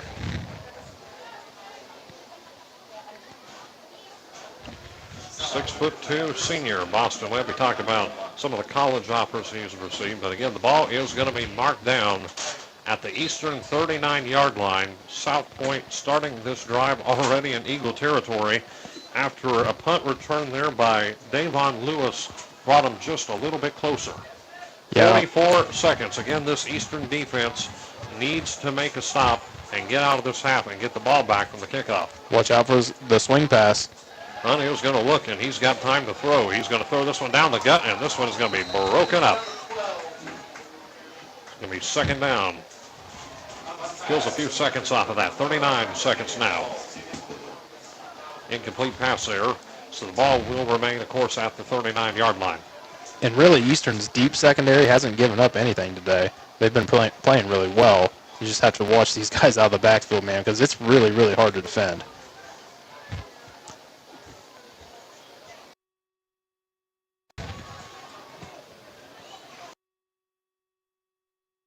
Winter's coming back out here. Hunt finds himself in the gun. And here's the snap, 2nd and 10, and he's going to try to hand this one up the gut to Vance, and Vance is going to be brought down. The Eagles got over that one. We're saying 13 and 11. That would be Trey Kelly and Chevy Knowles. Chevy Knowles coming in here. He is a sophomore for Eastern. 5'11". That was a good play by Trey Kelly right there, man. Third down, and they're going to say it's going to be Kelly. Snap 3rd and 12, going to say a loss of yards. Yeah, it looks like Hunt meeting some pressure, rolling around, and Eastern has him here. They just got to try to get it rolling around. Hunt trying to get out of this, and what a block there. And they're going to call a flag on that or not. No flag. Move up, and they're saying no flag, and kind of looked like an illegal block in the back from our angle. That they've done 2 of those already. I don't know if that was per se a block in the back, but that's going to take us to the end of the half. It is no time left. The Eagles defense, despite that, still holds. That block right there, wow. But nonetheless, it didn't count, no flag, and no time left on the clock. That means it's halftime as the South Point band comes out, and we are tied at 7, folks. And when we come back, we'll have a snippet of the Eastern and South Point band show, and then we'll have some halftime statistics. Keep it right here. Tie ball game on Total Media Sports. And our secret weapon, the hometown advantage. Free oil changes for life and a 10-year, 150,000-mile limited powertrain warranty. You're not just buying a vehicle, you're joining a winning team. Visit us in Waverly or start at yourhometownschevy.com. Meet Jordan Thornsberry with Key Realty, a local realtor who knows our community and cares about helping families find the right home. Whether you're buying your first home or ready to sell, Jordan's here to guide you every step of the way. Call 740-835-1581 today. Looking for a rewarding career with a global leader? Kirchhoff Automotive, a family-owned company, offers you the chance to grow and succeed. Kirchhoff Automotive in Waverly is hiring now with starting wages from $18.83 to $20.33 an hour. Visit our career website today for more information. Clinkers Lumber in Waverly offers quality materials and expert advice for all your projects. Your trusted partner in construction. Clinkers Lumber and Builder Supplies in Waverly. Thank you to Neil Eist and family for supporting the Eastern Eagles. You're watching the Eastern High School Sports Network, presented by Austin's Heating and Cooling, powered by TotalMedia Sports.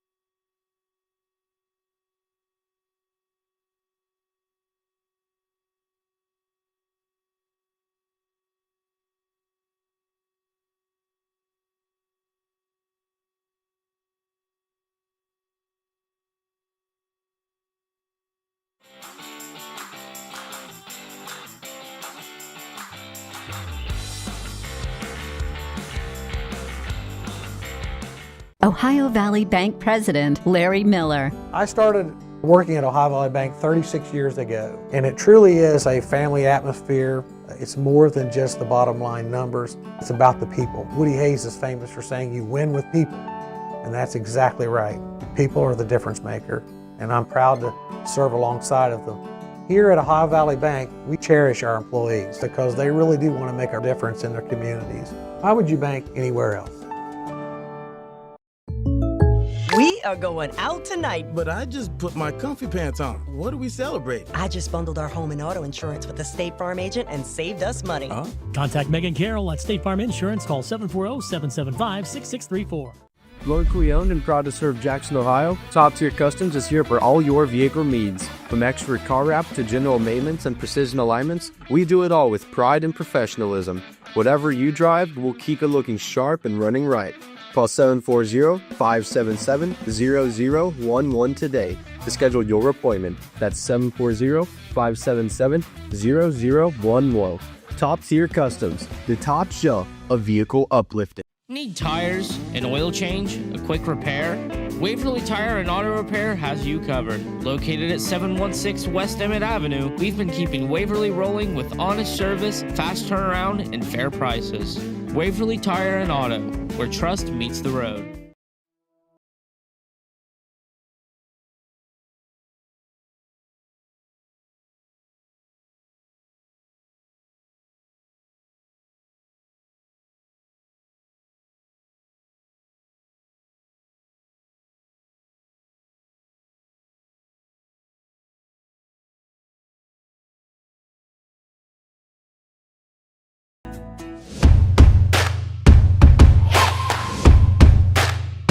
You're watching the Eastern High School Sports Network, presented by Austin's Heating and Cooling, powered by TotalMedia Sports.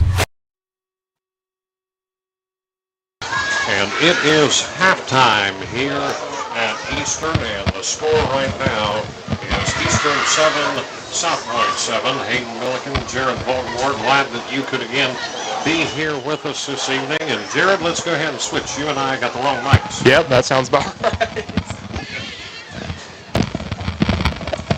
The wonders of live broadcasting, folks. That's all I can say about that one.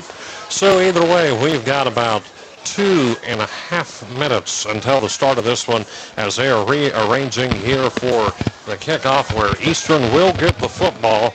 And with that being said, Jared, what a performance by the Eastern Eagles and Pointers. 2 long touchdowns, 73-yard touchdown from Boston Webb and a 96-yard touchdown from Landon Vance. And that was a big one right there, pinned down deep in their own territory, a screen pass for a touchdown. Yeah.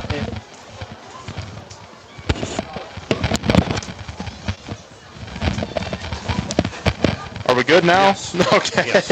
Yeah, and really the tail of that first half was the 2 big plays. I mean, we had a 6-yard touchdown by South Point and Bodkin Hornback Funeral Home, serving our communities with dignity, compassion, and care when it matters most. Visit BodkinHornbackFunerals.com to learn more. For generations, Boyer Funeral Home has served Waverly and Piketon with compassion and care, from traditional service of mind.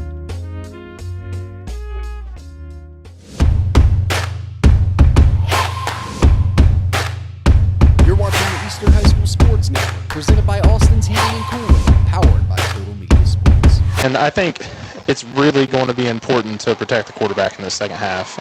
We've seen a lot of plays where as soon as they took the snap, I mean, pressure was on. And I think South Point's got a really, really good defensive line, so I don't fault Eastern's offensive line any, but they do have to make some adjustments in the second half to protect him and to, like I was saying in the first half, get him rolling out a little bit, able to use his legs. I think that'll help him a lot. And also would like to shout out our stream crew this evening, our producer Logan Ramey to my right, and then upstairs is Kyson Landrum doing the cameras here this evening. So shout out to Logan and Kyson, our stream crew this evening, helping make sure that we stay on the air as the Eagles getting ready to get this ball back to start the second half, as Ezra Young will boot this off, and the regular suspects back deep to return for Eastern. So the second half is underway, and all the way back to get that one. And that's Boston Webb. He's going to get it at the 5, and he's got a burst of speed down the field. And Boston Webb 40, 50, and down, tripped up. And Jared, that could have been a house call. Man, that was exciting, man. Boston, I thought Boston had it. He got shoestring tackled there at the end, but man, hey, that's the momentum shift that I was talking about there. So hopefully that this good field position, they can get it going. Boston Webb, man.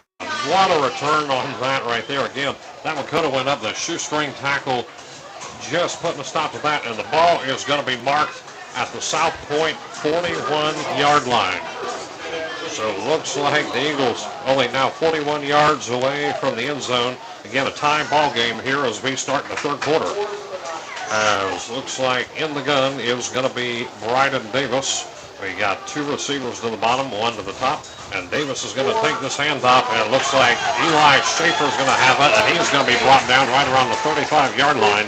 The tackle is going to be made by number 8, Marcus Hanshaw. And that's going to bring up second down. That's a second down, and I believe 6 for the Eagles. Looking for that old school sweet treat? Come on down to Emma's Frosty Cream in Beaver, Ohio. From soft serve cones to fresh baked pizza, Emma's is the hometown favorite. Emma's Frosty Cream. Visit today and cool down the right way.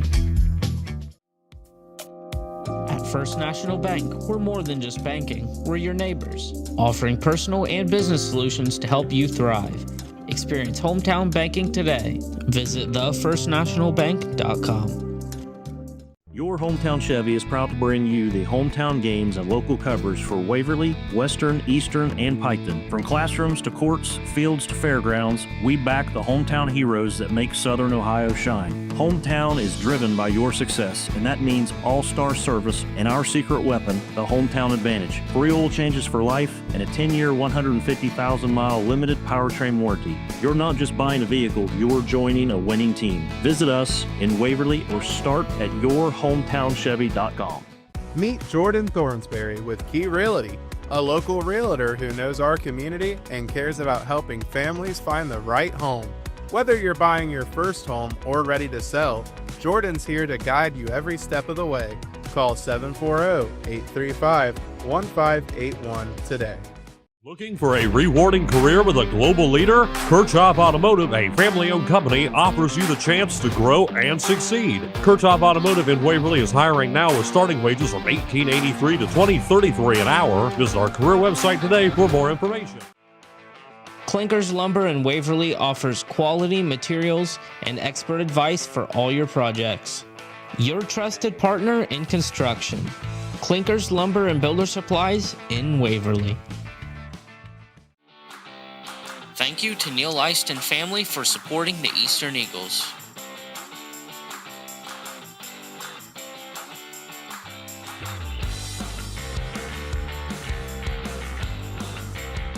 Ohio Valley Bank President Larry Miller. I started working at Ohio Valley Bank 36 years ago, and it truly is a family atmosphere. It's more than just the bottom line numbers. It's about the people. Woody Hayes is famous for saying you win with people, and that's exactly right.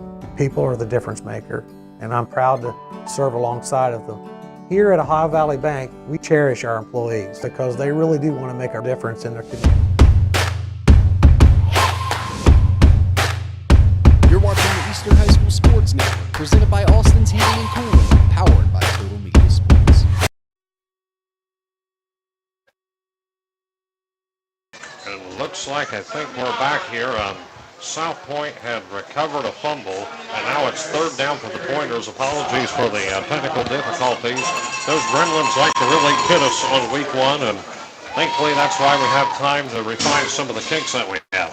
It is third down and 7 as third down and 6 rather, as South Point comes out with the football. And looks like, again, we are good.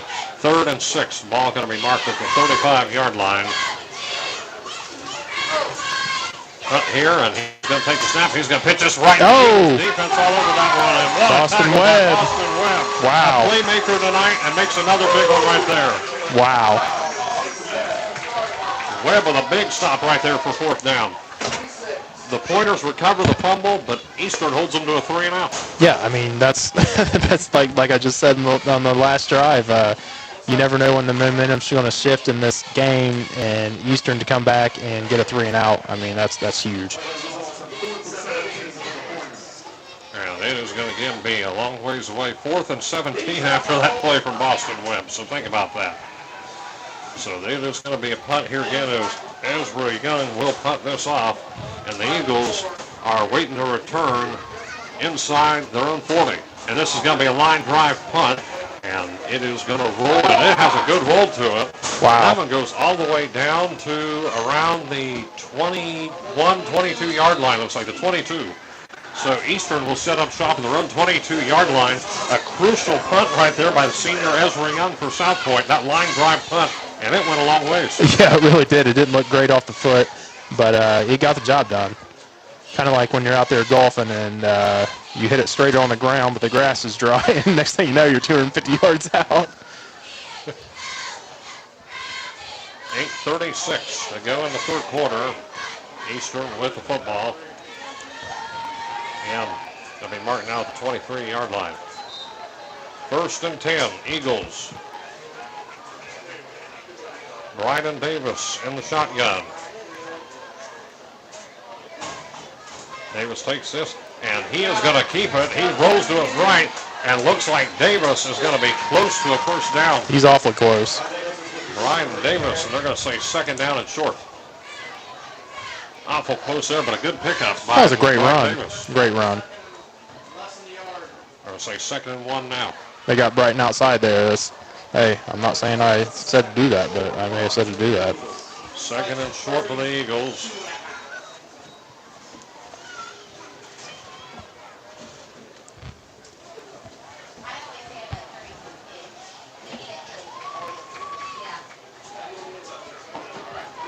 Clock running here. They got trips to the bottom. 3 receivers down low.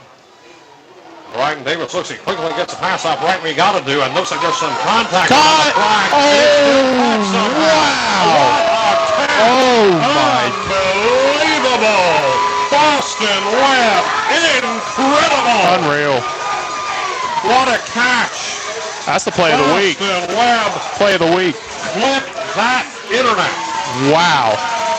Boston Webb with a catch.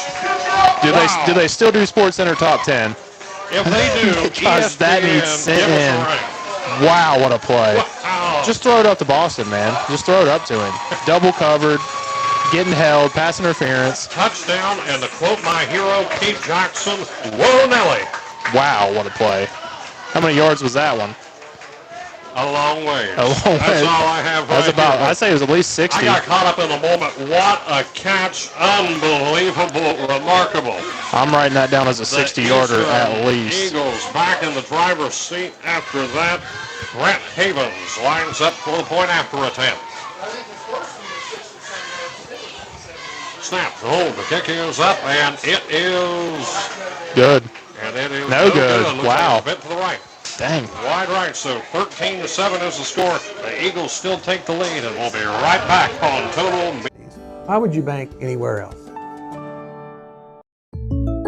We are going out tonight. But I just put my comfy pants on. What do we celebrate? I just bundled our home and auto insurance with the State Farm agent and saved us money. Huh? Contact Megan Carroll at State Farm Insurance. Call 740-775-6634.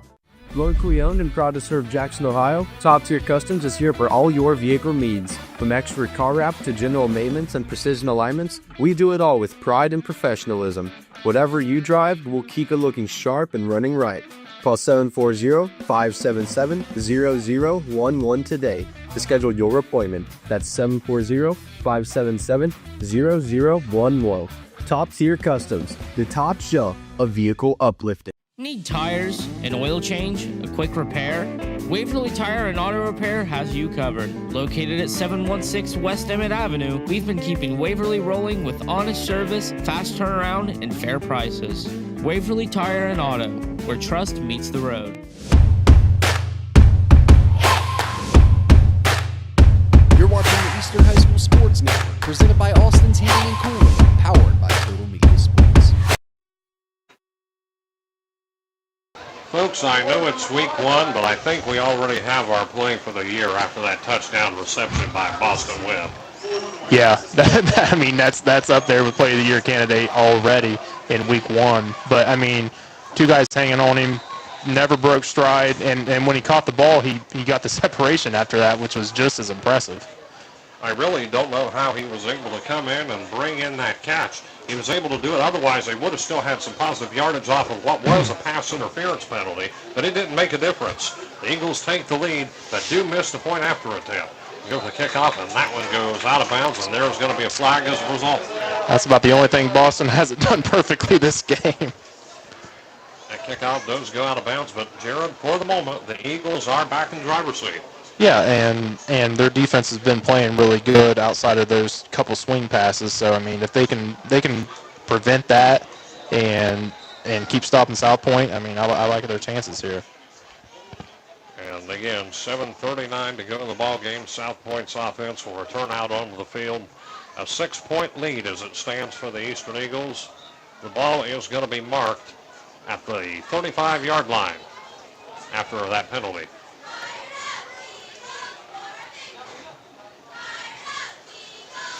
See how the Pointers can respond after that. 7:39 again to go in this one, and looks like everyone's heading to the sidelines. I think we have a timeout being called, but no official sign down on the field. Nonetheless, they are taking a timeout, so we're going to take it with them here. 7:39 to go in the third.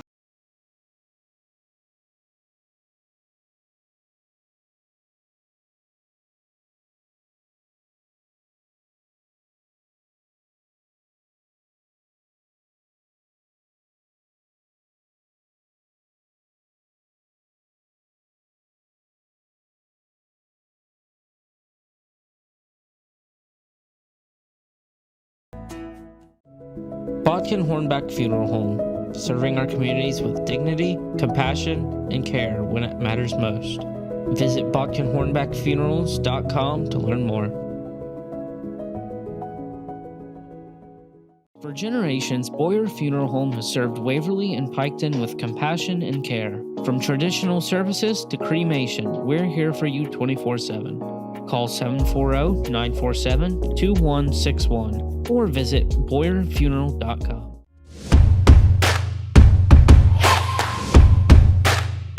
You're watching the Eastern High School Sports Network, presented by Austin's Heating and Cooling, powered by TotalMedia Sports.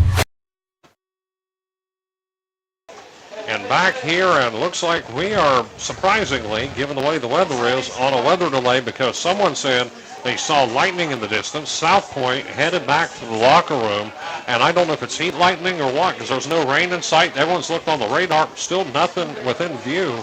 Yeah. But nonetheless, we are on a lightning delay right now. So while we are on delay, folks, we just wanted to keep it right here. We'll be here just for a second more, then we'll kick it back to ads. It is, of course, South Point football at the moment, but Jared, again, looking at the radar here, and I'm completely perplexed by this. Yeah, I have nothing. I'm getting ready to pull my radar up on my phone here, but I did say before the game that I don't expect any kind of weather delay, and now it's happening. But no, there's no rain coming. It has to be heat lightning. Yeah, I mean, there's a little bit of precipitation going to be coming. It is a hot night out. Around 1 a.m. maybe, but like I said, it is a warm evening, so heat lightning is definitely a possibility right here, but still, yeah, it has everything thrown for a loop as it looks like Eastern has already cleared the field as well. And the fans are leaving as well. A lot of them are. I don't know, but nonetheless, they're taking a break right here and a weather delay. So keep it right here on Total Media Sports. If you want to wait, there are other games being aired right now on Total Media Sports. Go tune in to one of those and come back to us here shortly. We are on a weather delay. 13-7, Eagles lead with 7:39 in the third. Whenever Legal challenges? Chase Brown Law provides dedicated, personalized legal services to guide you through. Chase Brown Law, your advocate for justice and peace of mind. Looking for that old school sweet treat? Come on down to Emma's Frosty Cream in Beaver, Ohio. From soft serve cones to fresh baked pizza, Emma's is the hometown favorite. Emma's Frosty Cream. Visit today and cool down the right way. At First National Bank, we're more than just banking. We're your neighbors, offering personal and business solutions to help you thrive. Experience hometown banking today. Visit thefirstnationalbank.com. Your Your Hometown Chevy is proud to bring you the hometown games and local coverage for Waverly, Western, Eastern, and Piketon. From classrooms to courts, fields to fairgrounds, we back the hometown heroes that make Southern Ohio shine. Hometown is driven by your success, and that means all-star service and our secret weapon, the Hometown Advantage. Free oil changes for life and a 10-year, 150,000-mile limited powertrain warranty. You're not just buying a vehicle, you're joining a winning team. Visit us in Waverly or start at yourhometownchevy.com. Meet Jordan Thornsberry with Key Realty, a local realtor who knows our community and cares about helping families find the right home. Whether you're buying your first home or ready to sell, Jordan's here to guide you every step of the way. Call 740-835-1581 today. Looking for a rewarding career with a global leader? Kirchhoff Automotive, a family-owned company, offers you the chance to grow and succeed. Kirchhoff Automotive in Waverly is hiring now with starting wages from $18.83 to $20.33 an hour. Visit our career website today for more information. Clinkers Lumber in Waverly offers quality materials and expert advice for all your projects. Your trusted partner in construction. Clinkers Lumber and Builder Supplies in Waverly. Thank you to Neil Eist and family for supporting the Eastern Eagles.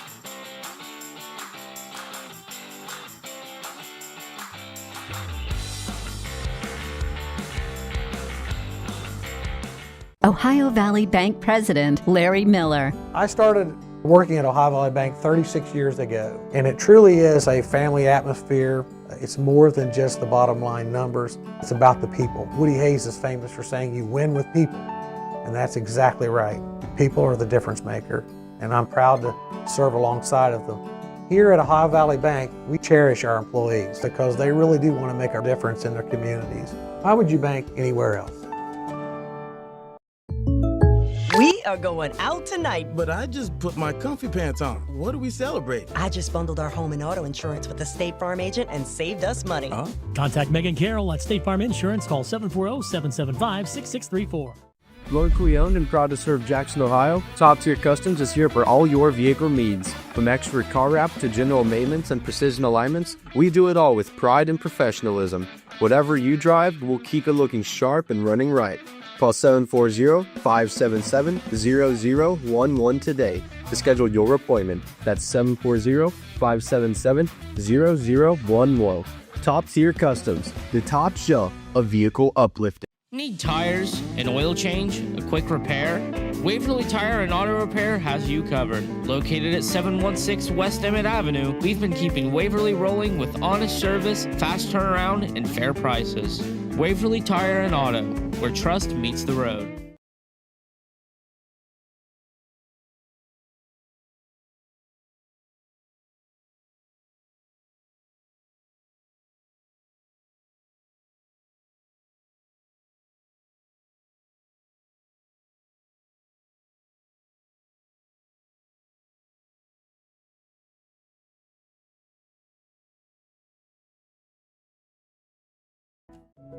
Bodkin Hornback Funeral Home, serving our communities with dignity, compassion, and care when it matters most. Visit bodkinhornbackfunerals.com to learn more. For generations, Boyer Funeral Home has served Waverly and Piketon with compassion and care. From traditional services to cremation, we're here for you 24/7. Call 740-947-2161 or visit BoyerFuneral.com. Legal challenges? Chase Brown Law provides dedicated, personalized legal services to guide you through. Chase Brown Law, your advocate for justice and peace of mind. Looking for that old school sweet treat? Come on down to Emma's Frosty Cream in Beaver, Ohio. From soft serve cones to fresh baked pizza, Emma's is the hometown favorite. Emma's Frosty Cream. Visit today and cool down the right way. At First National Bank, we're more than just banking. We're your neighbors, offering personal and business solutions to help you thrive. Experience hometown banking today. Visit thefirstnationalbank.com.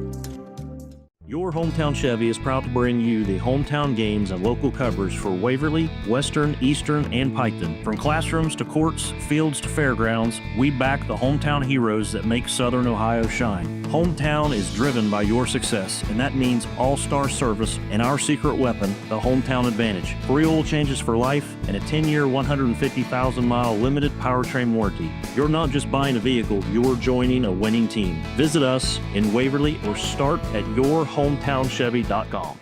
Meet Jordan Thornsberry with Key Realty, a local realtor who knows our community and cares about helping families find the right home. Whether you're buying your first home or ready to sell, Jordan's here to guide you every step of the way. Call 740-835-1581 today. Looking for a rewarding career with a global leader? Kirchhoff Automotive, a family-owned company, offers you the chance to grow and succeed. Kirchhoff Automotive in Waverly is hiring now with starting wages from $18.83 to $20.33 an hour. Visit our career website today for more information. Clinkers Lumber in Waverly offers quality materials and expert advice for all your projects. Your trusted partner in construction. Clinkers Lumber and Builder Supplies in Waverly. Thank you to Neil Eist and family for supporting the Eastern Eagles.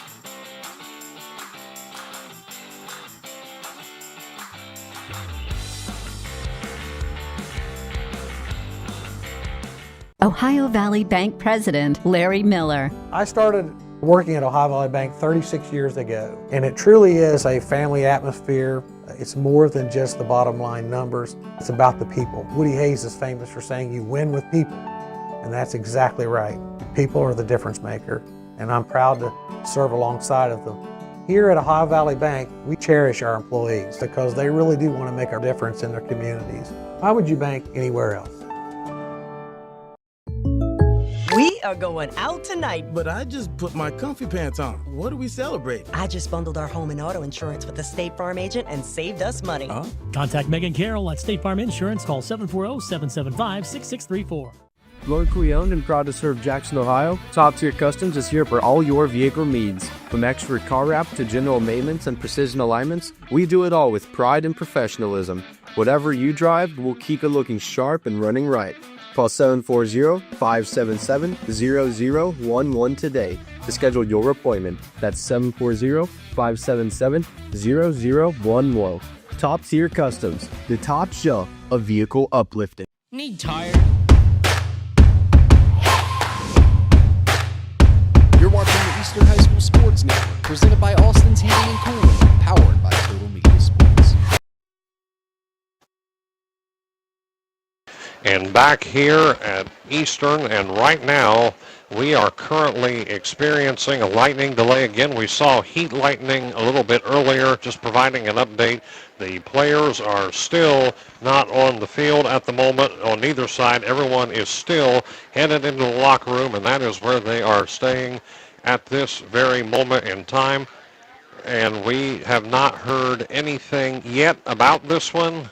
We do not know when it will continue. Of course, it will continue, as there's really not been any sighting of anything since, and possibly could chalk this one up to a fluke, considering that there's no storm in sight and there's no thunder, lightning storm around, no rain imminent that we've seen from any radar anywhere. So it appears, I understand, of course, there is safety protocols that have to be followed, and that is what they're doing right now, is simply adhering to the safety protocols put in place by the OHSAA for weather delays, and that is where we stand at this very moment. So when we do return, there'll be 7:39 on the clock, South Point football, Eastern leading 13-7, and we're hoping at this rate, given there hasn't been anything, we're hoping that it does continue fairly soon. So do us all a favor, keep it right here on Total Media Sports, and when we come back, we'll provide you with any more updates. If we still are on delay, we'll come back in about 5 to 10 minutes with an update on that. Otherwise, we'll hopefully be back with some high school football here in just a few minutes. And now for a word from our sponsors. An oil change, a quick repair, Waverly Tire and Auto Repair has you covered. Located at 716 West Emmett Avenue, we've been keeping Waverly rolling with honest service, fast turnaround, and fair prices. Waverly Tire and Auto, where trust meets the road.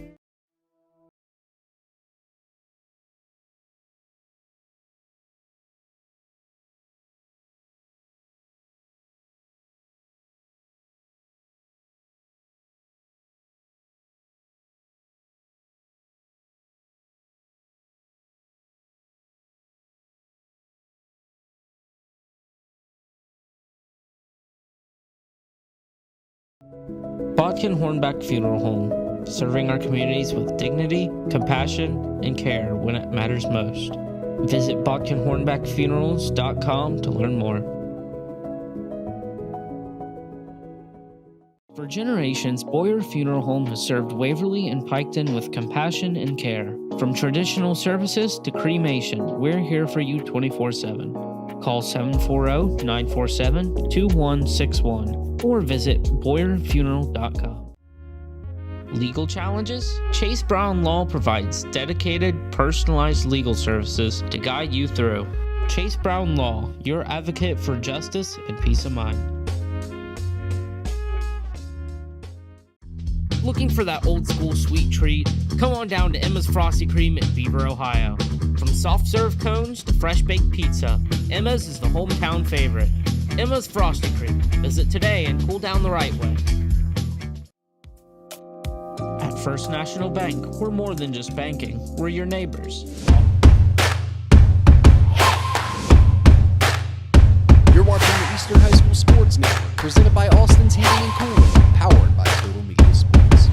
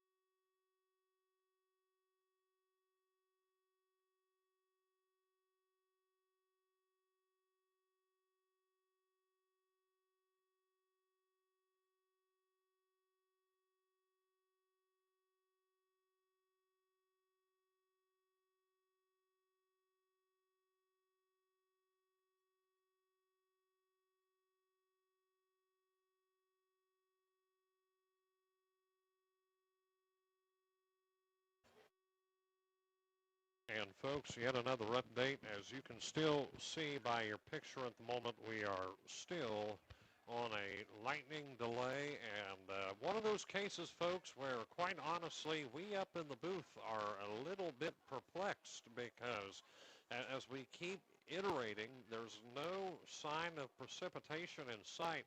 And it looked like from our angle that it was simply just heat lightning, and there hasn't even been a strike since.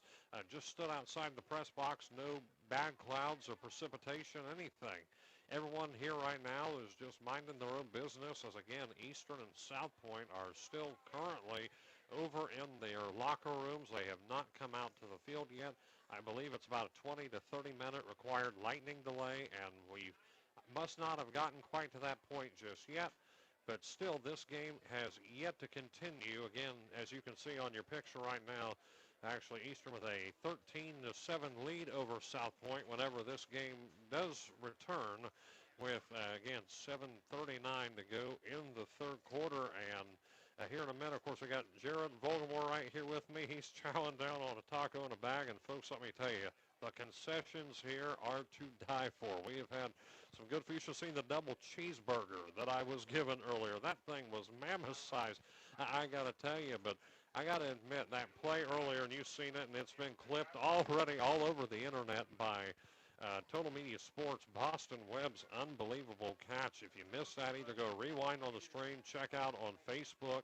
You talk about an incredible catch that was from Boston Webb to give Eastern this lead back. And you know that Football Friday nights are going to be eyeballing that as one of their top plays of the week. And I don't know, folks, how anyone can possibly, just to be honest, I don't know how anyone could even beat a catch like that. That was unbelievable. And again, we don't know if Sports Center will ever see anything like that, but if anybody knows anybody over in the worldwide leader of sports, send that clip to them, why don't you? That was an unbelievable play, unbelievable catch, and what a score, though, for Boston Webb. Eastern, of course, as you can tell by the score, did miss the extra point, which, again, makes it a 13-7 score right now.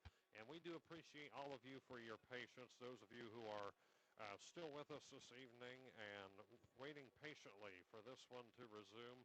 I know that we're waiting as patiently as we can over here in the broadcast booth. And like I said, I know there's some other games going on. Wellston was leading Oak Hill 21-0. That is the week 2 opponent for Eastern, Oak Hill, and that one will be, again, next week over at Davis Stadium. But that's 7 days away, and we still got just about a quarter and a half to still play here in Piketon. And again, would like to shout out the Piketon Athletic Department for their hospitality here this evening. Athletic Director Libby Crothers and everyone here in Piketon. Again, as I said at the top of the broadcast, the Eastern Athletic Boosters were still able to allow Eastern fans in for free. The students were still able to get in with their student discount, which they get in for free. And overall, just for a good night of high school football. And what a field this is. We talked about it a little bit. Just a wonderful turf field they have here. Gets Piketon ready for their week 2 opponent as well on turf.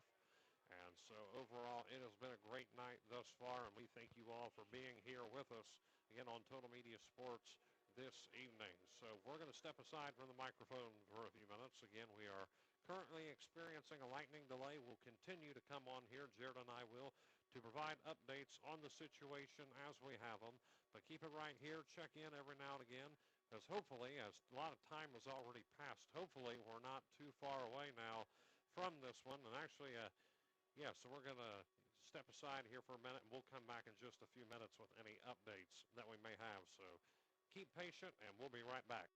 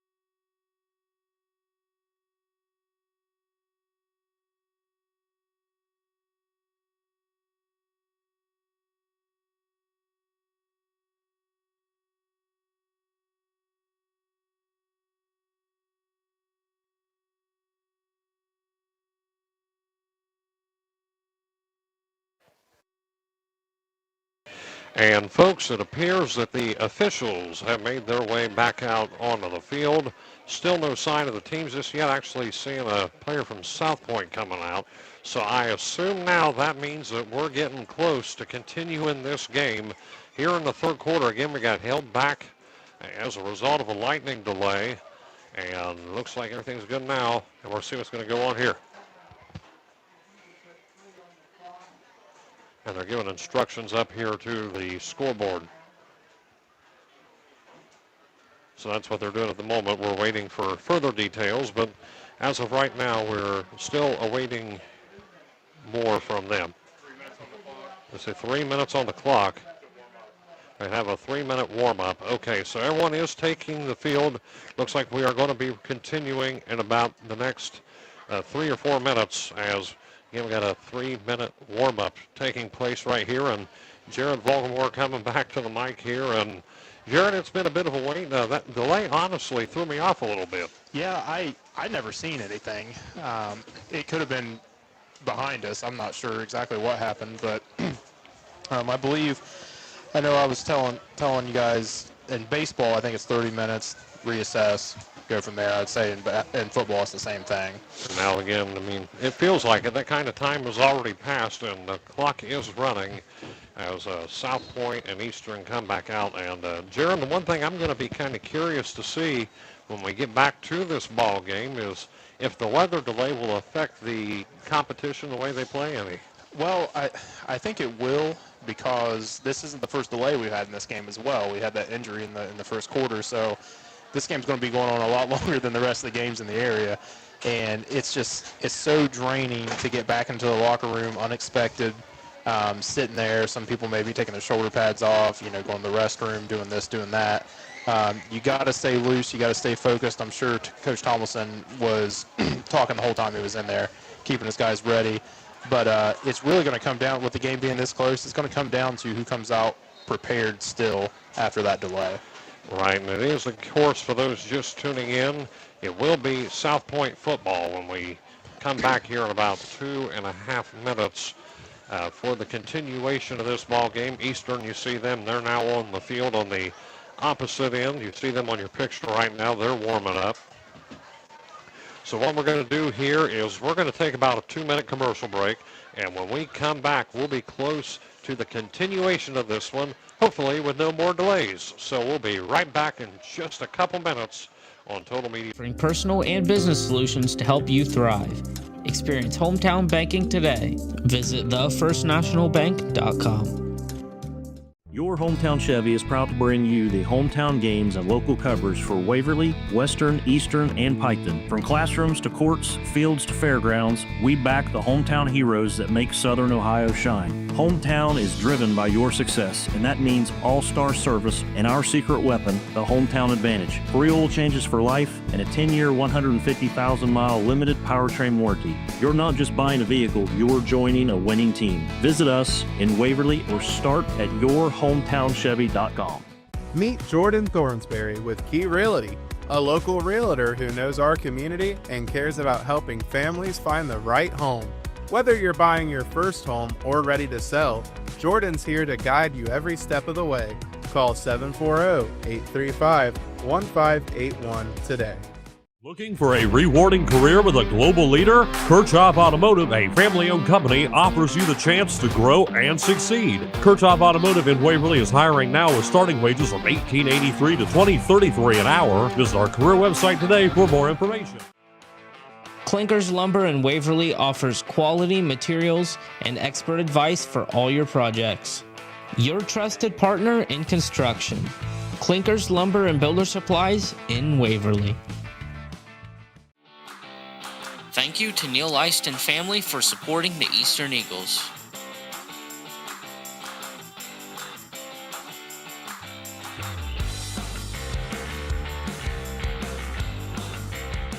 Ohio Valley Bank President Larry Miller. I started working at Ohio Valley Bank 36 years ago, and it truly is a family atmosphere. It's more than just the bottom line numbers. It's about the people. Woody Hayes is famous for saying you win with people, and that's exactly right. People are the difference maker, and I'm proud to serve alongside of the Here at Ohio Valley Bank, we cherish our employees because they really do want to make a difference in their communities. Why would you bank anywhere else?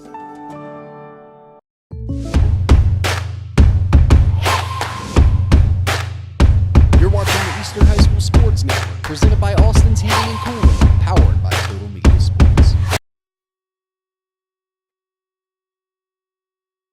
And back here at Piketon, and we're getting ready to start this one again. The 3-minute warm-up has come to an end. So after a bit of an extended delay, our second extended delay of this game, mind you, we're going to continue playing some high school football here. And Jared, we were taking a look on YouTube, and looks like you've got quite a fan club growing in the YouTube chat. Yeah, Jordan Thornsberry at Key Realty, good buddy of mine. And a sponsor of this broadcast. Yeah, he actually is. He sold my house last year and helped me buy my new house last year, and I'll tell you, it was a seamless experience. This isn't just an ad. If anybody's looking to buy or sell a house, get a hold of him because, I mean, he was going into my old house, cleaning it, doing all kinds of stuff I didn't even know realtors did. So. And thank you to our other sponsors as well: Austin's Heating and Cooling, Hometown Chevy, Ohio Valley Bank, Bachman Hornback Funeral Home, Kirchhoff Automotive, Clinkers, Emma's Frosty Cream, Chase Brown Law, Neil Leist and Family, Jordan Thornsberry again, First National Bank, Waverly Tire, Megan Carroll State Farm, and Atomic Credit Union. Thank you to all the sponsors for making tonight's broadcast possible and all broadcasts possible on the Eastern Eagle Sports Network. Also, we're going to bring you some high school, myself will bring you some high school volleyball next week before we get to next Friday night for the Eastern Eagles and the Oak Hill Oaks over at Davis Stadium. And I think the crowd, Jared, is ready for some football, don't you think? I'm ready for some football. Let's go. So here we go. 7:39 on the clock. It is going to be first down and 10. They're going to say it looks like Hunt has the ball, and he's going to throw it, and this one is going to be caught by Napier, and looks like Robert Napier is going to go quite the ways, brought down just beyond the 30-yard line. A big pickup going deep into Eastern Territory, and Jared making the most out of the rust from the weather delay and getting a huge pickup. Well, that's exactly what I was kind of afraid of. They went right back to the play that's worked for them in this game. And, you know, if you're lackadaisical coming out of this delay, they're going to get you. And that is exactly what just happened. The ball is marked at, I believe, the 28-yard line. Clock is running here. South Point threatening. Yep. As you got twin receivers to the bottom, one in the slot. And it looks like Hunt is going to step back to throw, has some time to look, and this one is going to be completed to Elijah Patterson, who tries to break free from a tackle, and looks like he does not go very far. The tackle is going to be made by Chevy Knowles. So that brings up second down for South Point.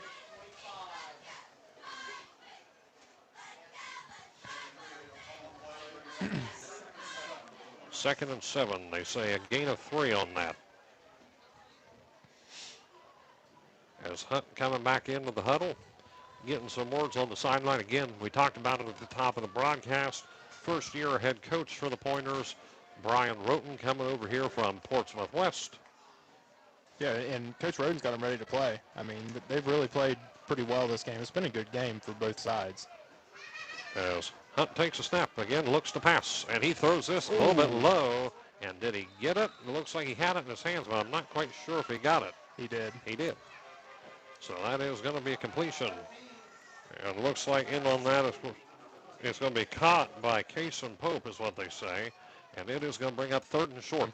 South Point's getting some different guys involved after this delay. Patterson with a catch, Pope with a catch. Two guys we haven't called their name yet today. Pope reels that one in. And it's going to be third down and only 1 to go. Might try something here on the ground. And they hand this one out. Fumbles there, and the ball is free. And who's got it? It looks like it is free. It's still loose. It was still loose. I don't know why they blew that dead. Fumble. Robert Napier had the ball, fumbled it. I can assure you that ball was not dead right there because it was still kicking around. See the ball get jarred out. That is still a fourth down situation incoming, but only a 4th and 1. Maybe I've seen that wrong. Maybe I've seen it wrong. 4th and 1 is what they're saying on the board, so this one continues. Hey, what the refs say goes. Eastern needs to try to get a big stop here. And this is going to be fumbled for real this time. Hunt has it. He's going to have to try, and pressure coming. And the Eagles defense can't do anything. Throws this off, and that one incomplete. A big stop. Huge stop.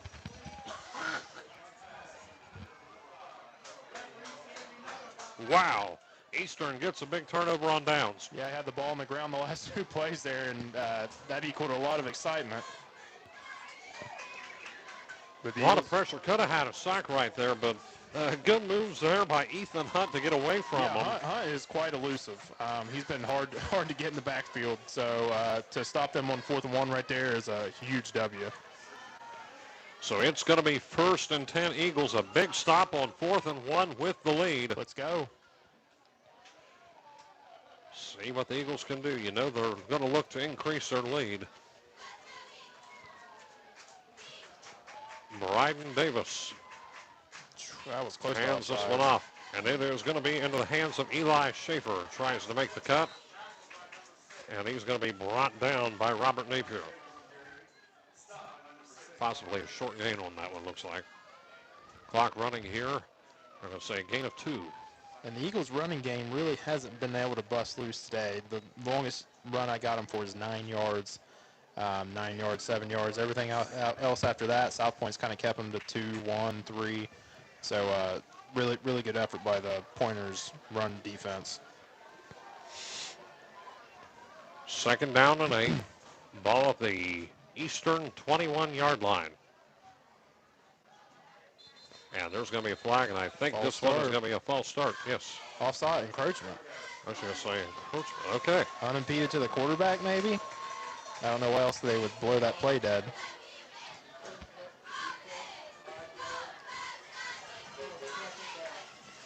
Nonetheless, it is still 2nd down coming. You would think that'd be a free play. I'm not understanding why they blew it dead.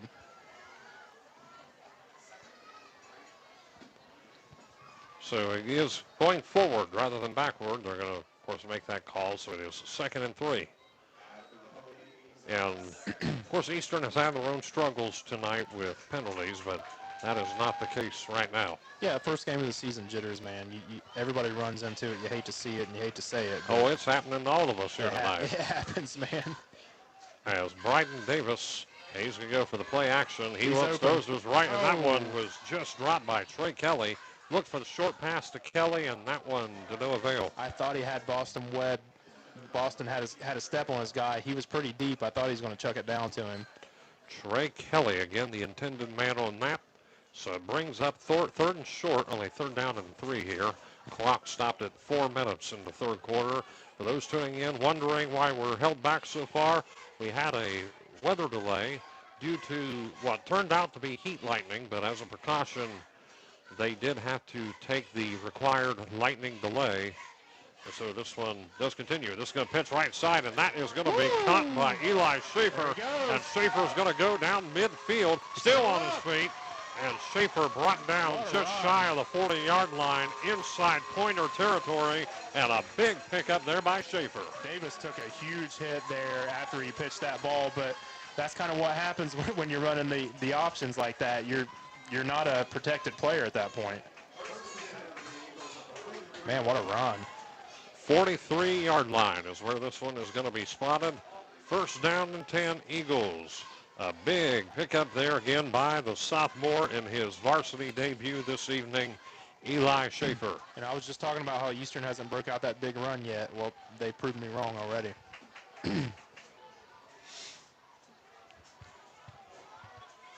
As Davis, he hands this one off, and quickly the South Point defense all over that. Might even lose some yards on that. Did lose a yard.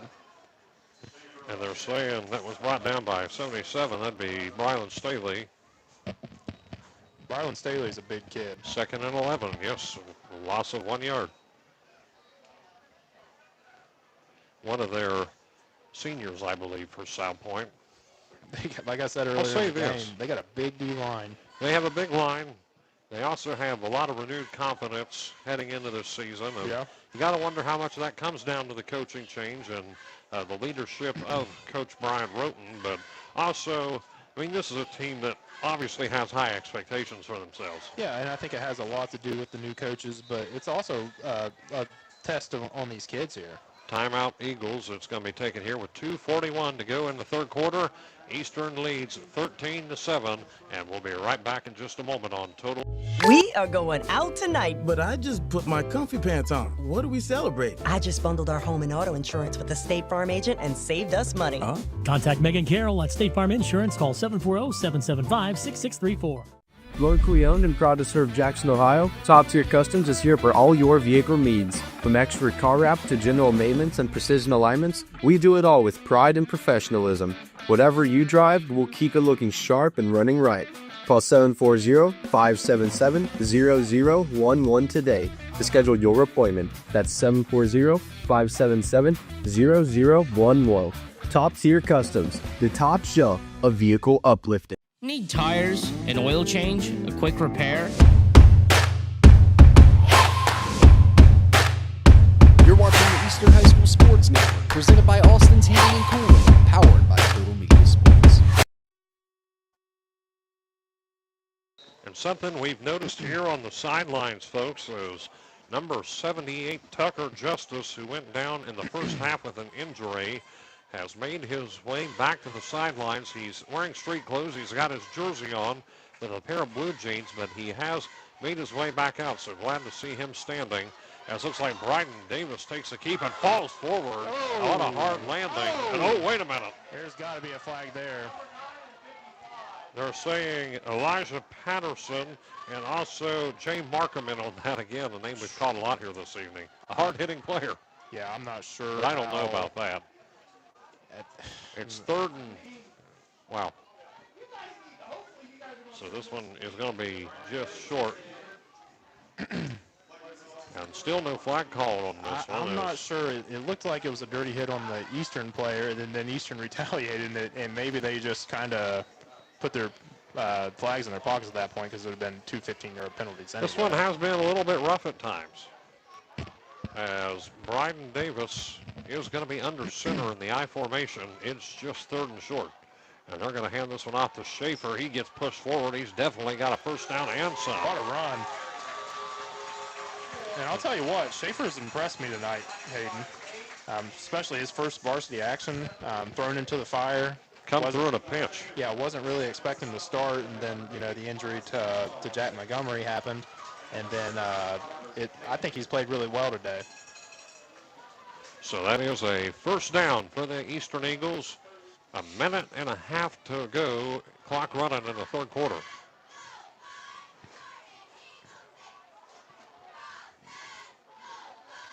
Davis back with Schaefer behind him. Now goes into single back. Man in motion. That's going to be Kelly. He does hand this off to Schaefer. Schaefer cuts to his left and is stopped quickly. And looks like it was brought down by Davon Lewis, number 4. You get about 4 yards there. It's another good run off tackle because he had a guy chasing him as soon as he got the ball. So second down and manageable coming as Eastern continues to move the ball up the field. Now marked at the 28-yard line.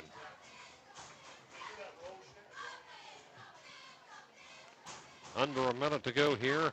We got 13 on the play clock and 38 on the game clock. And to get at least one more play off here this quarter. And looks like a fake out there as the ball was handed off to, I believe, Mason Austin. And the tackle was made out there by number 56 for the Pointers, Hunter Henson, a freshman, a name we haven't called at all this evening.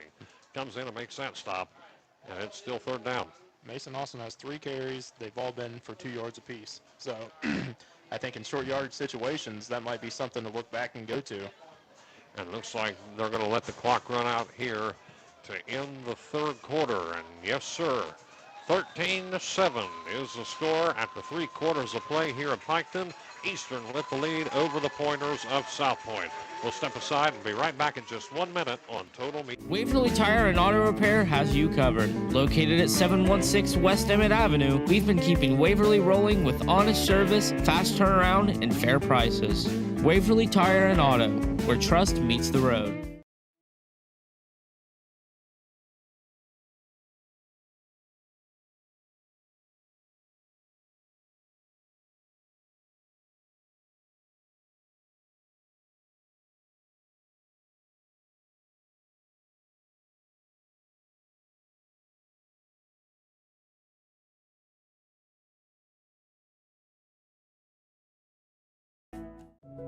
Bodkin Hornback Funeral Home, serving our communities with dignity, compassion, and care when it matters most. Visit BodkinHornbackFunerals.com to learn more. For generations, Boyer Funeral Home has served Waverly and Piketon with compassion and care. From traditional services to cremation, we're here for you 24/7. Call 740-947-2161 or visit BoyerFuneral.com.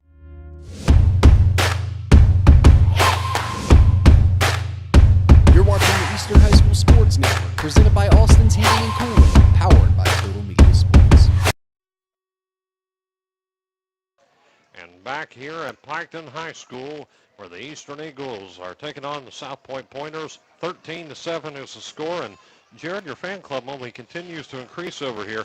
And now you're being compared to Kirk Herbstreit. Now, I can't have your head grow a little too big for your own good right now. Well, but hey, that is quite the compliment from Mark Sloan. I've got a text from Fox and ESPN already. I've respectfully declined. I'm Total Media only. And Brian Davis looks and throws this one, and looks like it was reeled in by the running back, Eli Schaefer. He's going to be around the 25. And it is going to be 4th down. Say 4th and short.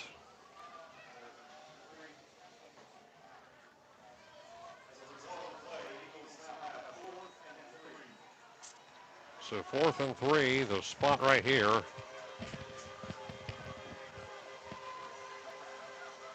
I think he tried to get it to Boston Webb here any way he can. As looks like Davis finds himself in the gun. Twins down low. Davis is going to throw. Looks left side. No one there. He was trying to get Boston. Miscommunication. So it does bring up a 4th down here. It's 4th and 3. 11:49. That's turnover on downs. Turnover on downs. That's right. Dang. Week 1 jitters even for all of us, even me up here. See, this is why I got the Kirk Herbstreit of football. He keeps me in line. So what would I do without this fellow to my left? But we're going to get there. It's only week 1. We've got 9 weeks to get this right. Now, Hayden, Kurt famously travels around with his dog. You have a dog? I have 2 cats. Am I able to bring them into the booth maybe next week? Well, I mean, I've seen a couple people walk their dogs around. I don't see why you can't have a cat.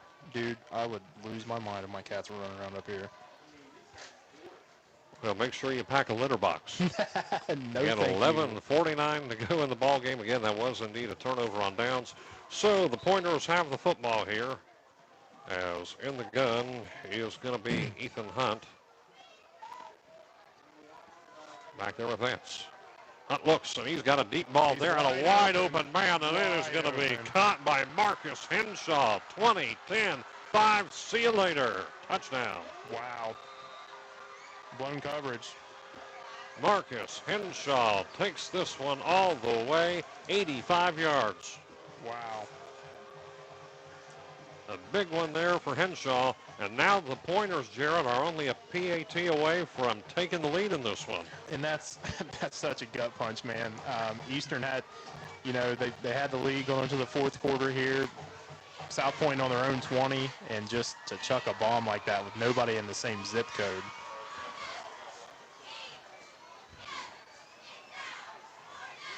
My grandma lives over here on the other side of Piketon. I think she was the closest person to him. It looks like going to kick this extra point here is Ezra Young. If they get it, they'll get the lead. Snap the hold. The kick is up, and it is blocked. It is blocked, and this one is still tied. Big time play. Big special teams play, though, by the Eagles. You don't take any plays off. That could change the whole game. Still a tie ball game with 11:38 to go in the fourth quarter. Anyone's ball game, and we'll be right back on Total Media. Legal challenges? Chase Brown Law provides dedicated, personalized legal services to guide you through. Chase Brown Law, your advocate for justice and peace of mind. Looking for that old school sweet treat? Come on down to Emma's Frosty Cream in Beaver, Ohio. From soft serve cones to fresh baked pizza, Emma's is the hometown favorite. Emma's Frosty Cream. Visit today and cool down the right way. At First National Bank, we're more than just banking. We're your neighbors, offering personal and business solutions to help you thrive. Experience hometown banking today. You're watching the Eastern High School Sports Network, presented by Austin's Heating and Cooling, powered by TotalMedia Sports. And back here, this one tied up. A close call, though, an 85-yard touchdown pass to Marcus Hanshaw from Ethan Hunt. And, of course, Eastern had missed an extra point earlier, and the Eagles special teams came through in probably the best way possible. Luck once again on the Eagles side here, and blocked the extra point, and we're still in a tie ball game situation, Jared. Yeah, yep, it's an exciting one. I'm excited to see how this game ends. And this one is going to be booted all the way back to the end zone. Touchback. Or touchback. And this is going to be at the 20-yard line for the Eagles. 11:38 to go in this ball game. Again, the correct score is Eastern 13, South Point 13. And the Eagles have the ball here. And again, a situation right now where it is anybody's ball game with the way these two teams have been playing this evening. Yeah, and I think it's really going to come down to another big play. Who makes the last big play of this game? As out comes the sophomore quarterback again, Bryden Davis.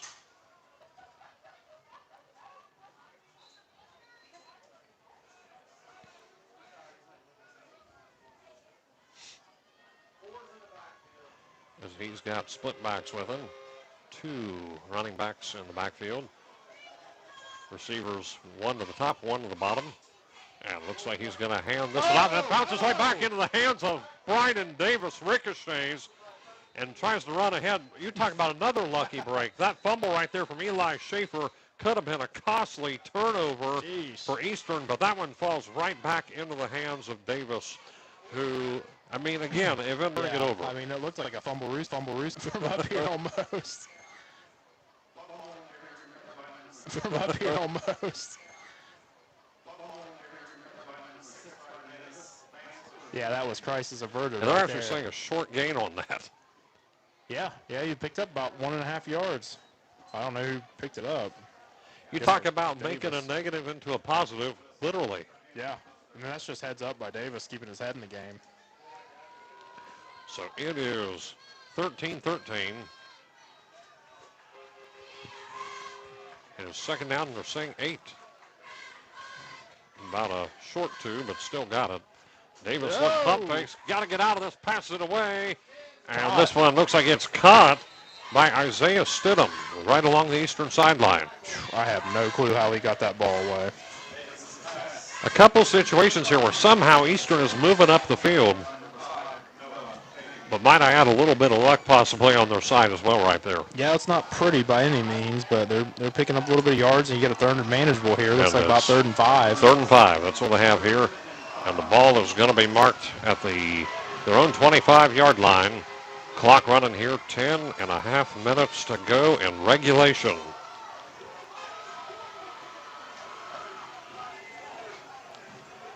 In the gun here is Bryden Davis. Twins to the bottom, one up top, and a whistle blown. Timeout. And a timeout is going to be called. And it's going to be a timeout called by Eastern with 10:15 to go in this ball game. Eastern, 3rd and... Visit thefirstnationalbank.com. Your Hometown Chevy is proud to bring you the hometown games and local coverage for Waverly, Western, Eastern, and Piketon. From classrooms to courts, fields to fairgrounds, we back the hometown heroes that make Southern Ohio shine. Hometown is driven by your success, and that means all-star service and our secret weapon, the Hometown Advantage. Free oil changes for life and a 10-year, 150,000-mile limited powertrain warranty. You're not just buying a vehicle, you're joining a winning team. Visit us in Waverly or start at your...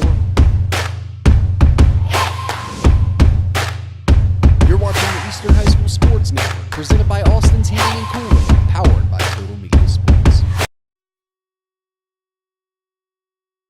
5 when we come back, tied at 13. And back here, the Eastern with the ball at their own 25-yard line. It is 3rd down and 5. Almost jumped there. No call there on Eastern or South Point, and that one is going to be somehow caught by Boston Webb. And that's going to be close, but I'm not quite sure. We'll see. I think he's short.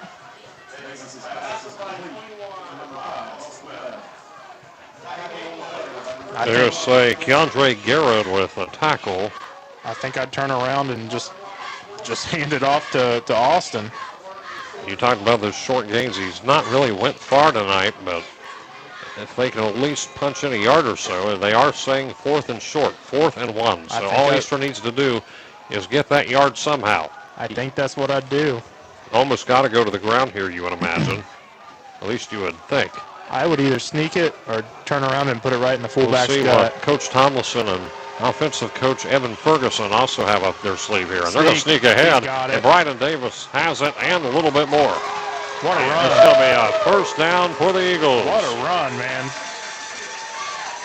They go with the QB sneak, Jared, and it works to perfection. Yeah, and I think they caught South Point sleeping there. They got up to the line quick, but then they looked a little lackadaisical, and then boom, they just snapped it. Perfect. 1st and 10 Eagles. This drive continues for Eastern. Clock running, just over 9 minutes to go in the 4th quarter. And again, a tie ball game situation, 13-13. I think South Point's going to be zoning in on Boston Webb right now. I wouldn't be surprised if they're going to double team. Whistle blowing. South Point on this one. Davenport even. Here you go. I think they gave South Point a chance to sub. They are giving them a chance to sub. Yeah, they're bringing in somebody here. That is, I think there's one of the players was bleeding, and looks like coming in is going to be sophomore number 12, Anthony Neal. It looks like he's playing at linebacker.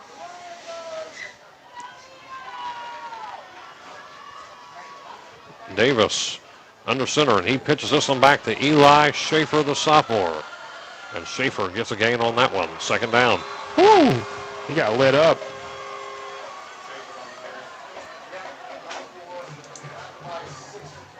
And it looks like in on the tackle there for South Point is Caden Williams, number 65. Brings up again 2nd down here.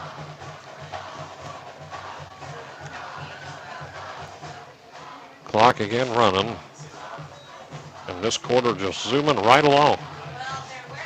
Gain of 3 is the official call on the field.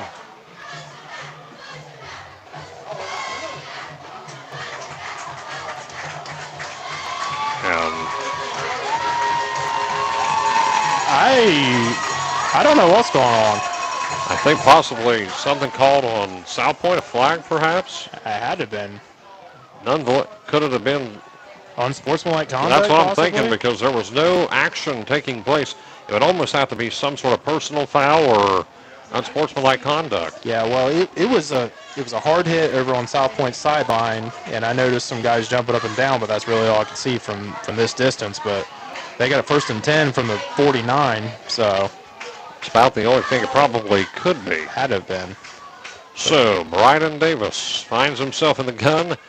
Now just barely in pointer territory. And Davis rolls out and keeps this one for himself. Has a 1st down, looks like, and goes out of bounds. Nice run. Just around the 35-yard line.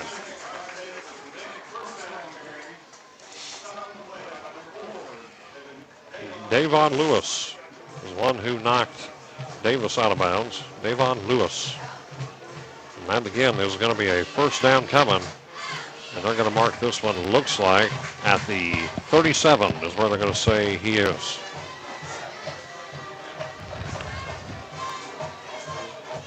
Marching closer to the red zone in a tie ball game situation.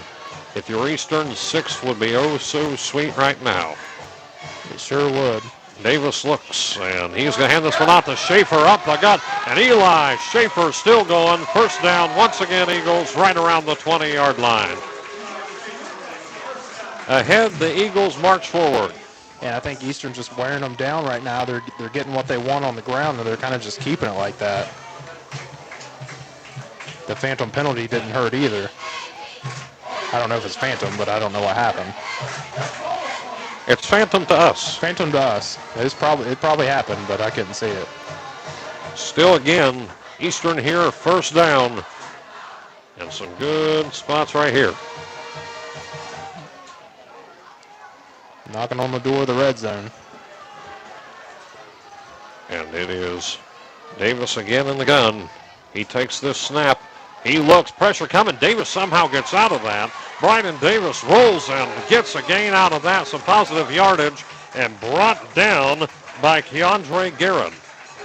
That's going to be a big pickup there. Second and short now. Yeah, and Davis seen that pressure coming quick, and he did exactly the right move. He tucked the ball, seen he had green, and just took off.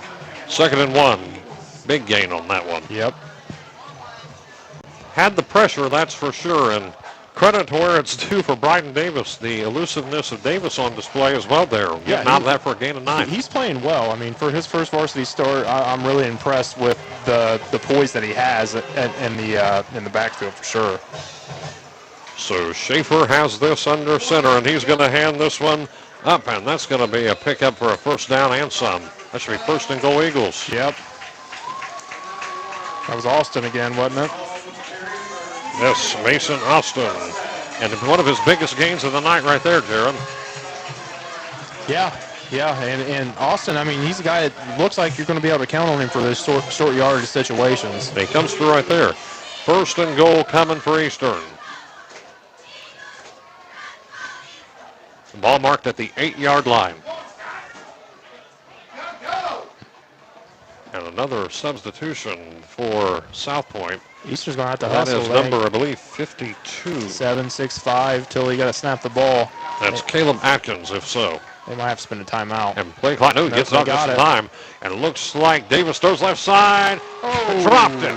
Man. And whoa, threw that one over to Boston Webb. Trying to catch him in the corner of the end zone there. Webb had some defensive coverage.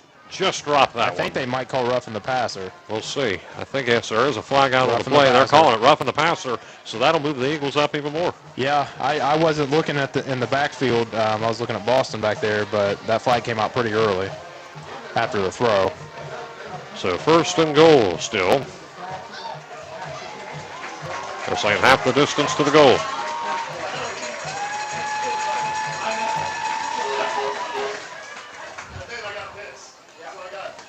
And this is the exact kind of drive you wanted if you're Coach Scott Tomlinson and 4-yard line. Offensive coordinator Evan Ferguson here.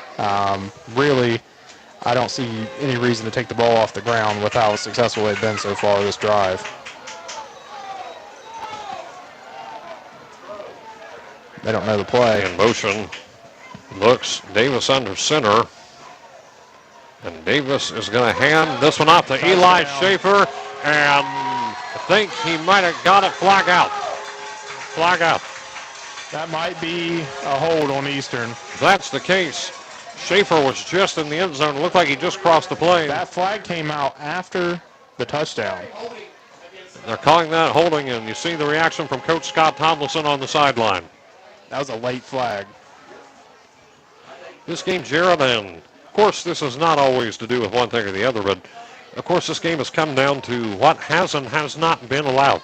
Yeah, it really has. I mean, we've seen non-calls where we thought there should be calls. We've seen, I'm not sure if that should have been a holding call or not. Anytime you get off the tackle like that and head towards the pylon, there's chances to be holds, and that's probably what happened in that case, but man, that was a late flag. And of course, it's one of those things that they're down there, we're up here.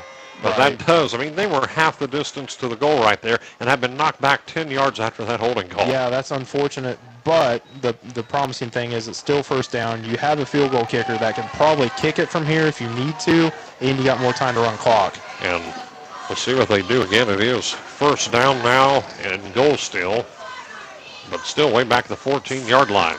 Davis looks, throws left side, tries to get it off the Boston Webb, and there's another flag. And I think that was going to be pass interference, and that's the case. Touchdown, Eagles. How do you stop that kid? You How do you don't. stop him? You can't. Touchdown, Eagles, Boston Webb. That gave me flashbacks to Cooper Kupp in the corner of the end zone for the Super Bowl against the Bengals, and I'm going to have nightmares on that tonight. What a play. They're declining the penalty, pass interference. That's 6 on the board for the Eagles, and Eastern reassumes the lead.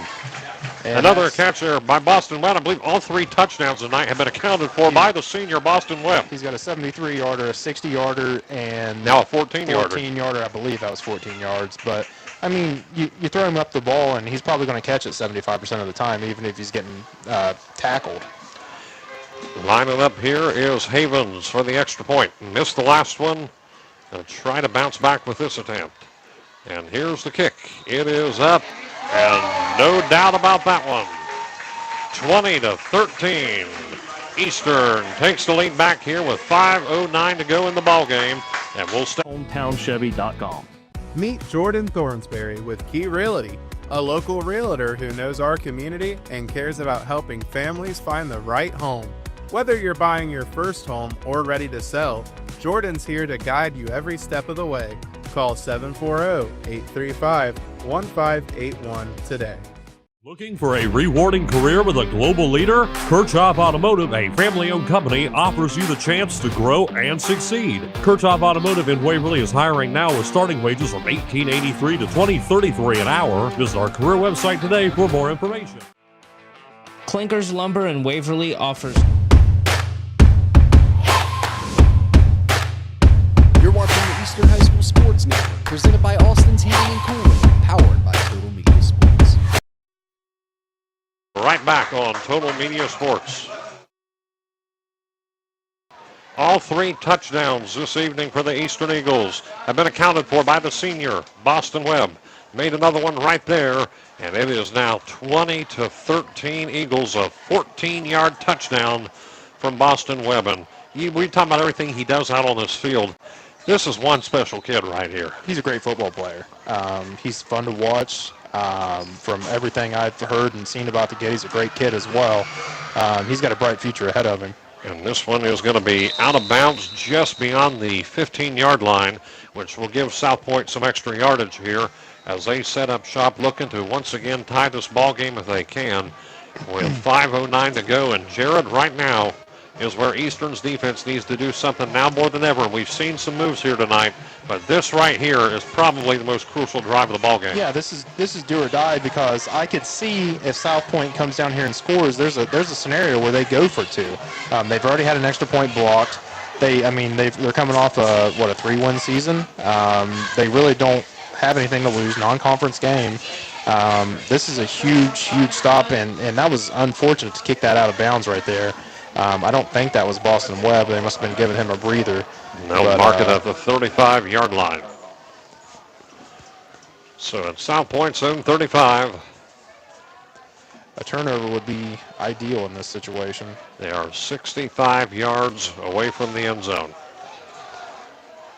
See what Eastern can do defensively and see if South Point has any tricks up their sleeve as well. As in motion, there is Noah Fahey. He now goes to the left. Hunt takes a snap, and he's going to roll back. Met with some pressure quickly, and there it is right there, the screen to Napier, and gets the first down, spins away, and Napier still on his feet somehow, and just beyond the 40-yard line, right around the 35 of Eastern. What a game there, and he would not go down. Robert Napier was like a stone statue, and the Eastern Eagles just couldn't knock him down. And that's at the 35. That's the same play, man. It's been the Achilles heel for the Eagles, and I wouldn't be surprised to see South Point go back to it again this drive. I mean, it's been working every time they run it. Again at the 35-yard line.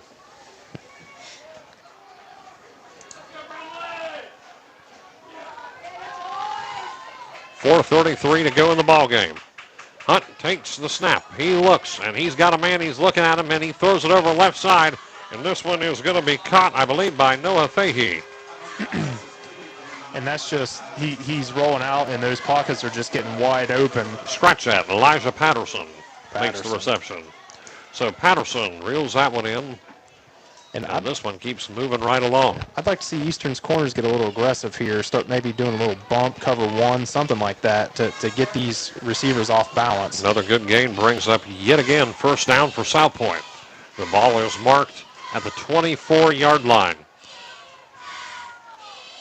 Yeah, Eastern's corners are just so far back, man. They're 10 yards back right now.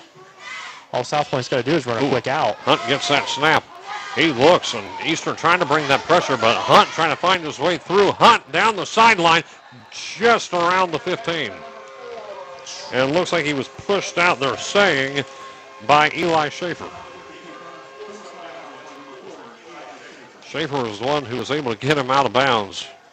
But a good quarterback keeper right there, though, by Ethan Hunt. And Hunt does not like to scramble. That's the first rushing attempt I have for him all game, which I could be wrong. But 2nd and 3. They're going to mark this around the 17-yard line.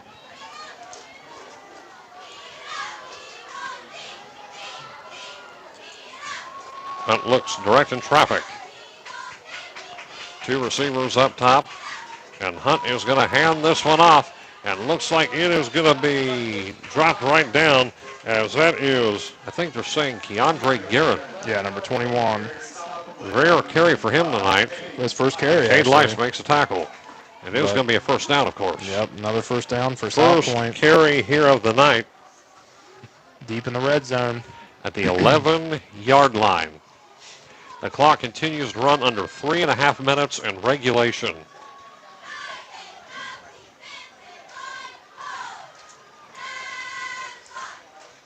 Ethan Hunt has this one. And he's going to look. Looks to his right, and he's going to throw this one into the end zone. And looks like not quite there. 2nd down. He had a step on him. He just missed the throw. Anthony Neal, the intended receiver on that. And brings up 2nd and 10. Clock stopped at 3:06. We also know that South Point has a kicker too, but it wouldn't matter much right here because in a situation like this, you're South Point, you got to try to get the lead. Right, you have to. And like I said, you run into that scenario where you have the opportunity to go for 2. You have a kicker that can easily make an extra point, but do you risk getting it blocked again? At the 11, Hunt with the ball. Again, looking to pass. They've been heavy on the air here, and Hunt trying to elude free. Looks over to his right. And looks like he's going to try to turn a corner, make some yardage out of that, and he's got it right around the end zone. And I think they're going to say touchdown South Point. Yeah. Yes. Wow. Ethan Hunt, the quarterback, an 11-yard keeper. And that elusive QB, the senior, comes through with a big play right there for South Point. And that, man, that was tough. It looked like number 52 for Eastern, which is Micah Sloan. Man, I thought he had him in his grasp, and then he spun and missed him.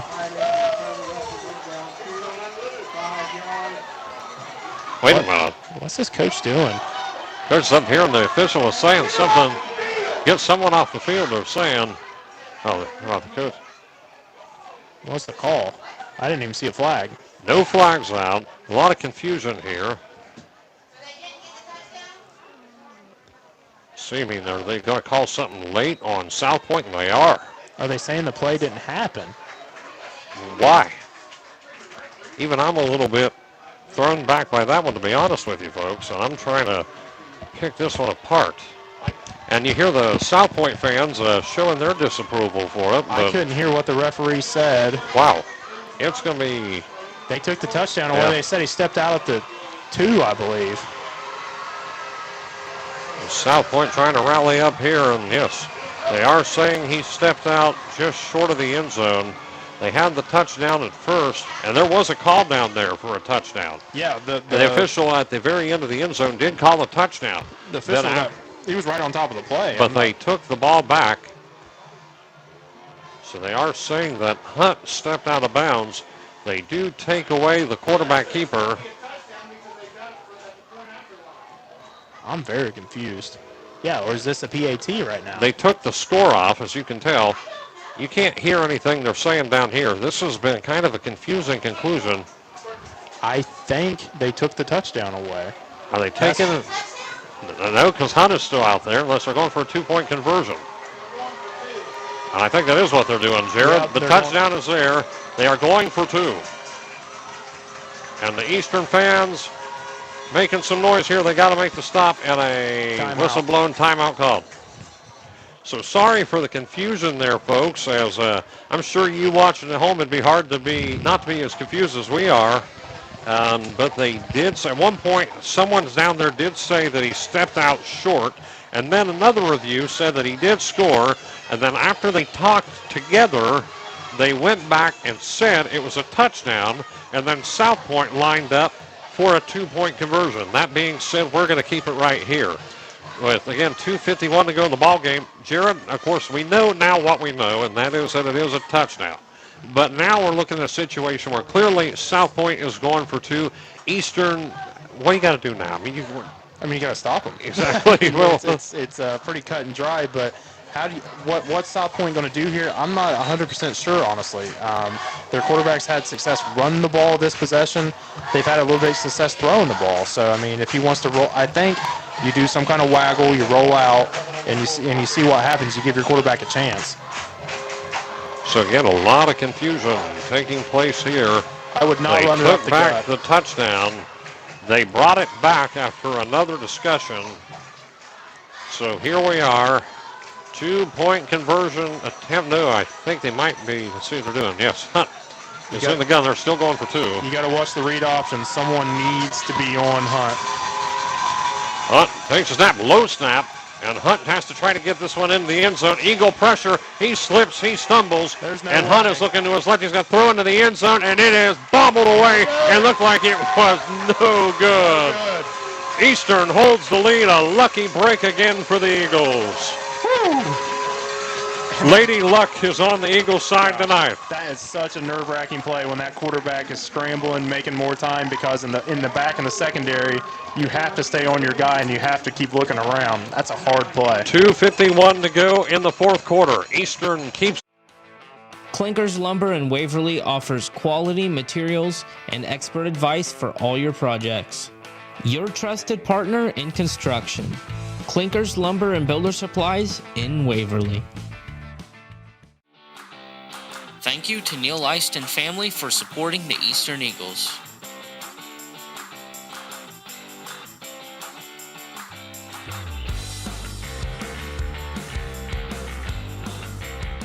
Ohio Valley Bank President Larry Miller. I started working at Ohio Valley Bank 36 years ago, and it truly is a family atmosphere. It's more than just the bottom line numbers. It's about the people. Woody Hayes is famous for saying you win with people, and that's exactly right. People are the difference maker, and I'm proud to serve alongside of them.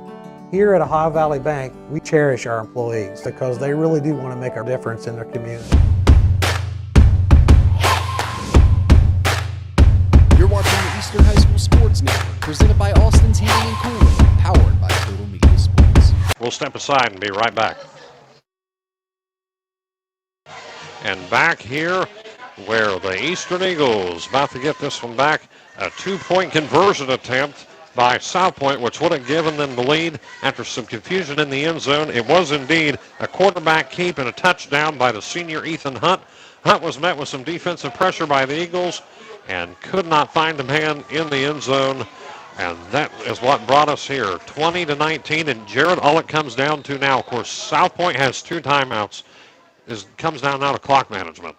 There's a squib kick. Yeah, a squib one, and that is going to be picked up by Boston Whip. So, yeah, as I said a moment ago, now Eastern, they have to go with the clock management here and try to get South Point to waste those two timeouts. Yeah, I don't really like that call by South Point because I don't really see the difference between Eastern having the ball on the 35 or Eastern having the ball on the 45 if you're going to onside kick it right now. I mean, that's a little bit of a confusing call. And the Eagles do have it at the 37-yard line. Again, the Eagles, all they got to do now is try to run out the clock. At the very least, even if South Point does have an opportunity to come back out onto the field, of course, you're going to want to try to avoid that if you're Eastern. Right. One of the big things is if you can at least take off enough time to put the pressure on. Yeah, and I would run it here, obviously, but And that's exactly what they do. As Schaefer has it, he cuts through. Eli Schaefer, how about that? Eli Schaefer, 30, 20, 10, 5. Have yourself a night, sophomore. What a debut for Eli Schaefer. To the house, 40. More than that. What a touchdown for Eastern. Eli Schaefer, have yourself a night, young man. What a score. And that right there, Jared, might be the exclamation point. Let's put this thing on ice, boys. Let's do it. Wow. And Eli, 63 yards. Wow, Eli Schaefer scores. Wow, what a play, what a run, what a game by Eli Schaefer. I think he's more than proven that he needs to be involved in this offense moving forward as well. The sophomore in his varsity debut has not ceased to disappoint. Grant Havens is lining up for the point after attempt. South Point gets the ball. They would need a touchdown and a 2-point conversion successful if Eastern makes this. And they're going to blow this dead just right at the snap. What is the call? There's going to be a flag. Delay of game, false start. False start. I'm going to say false start. So Eastern will be knocked back a little bit on the point after. Shouldn't make much of a difference here, I wouldn't think. I wouldn't imagine. Not with the way with this Eastern kicker has Yeah, been. he's We've kicked seen with- him. I've seen him in warm-ups, and he was kicking from right around about 30, maybe 40 at one point. Yeah, So plenty we know of- he can make it. So this should be makeable, as Grant Havens again will come out for the extra point.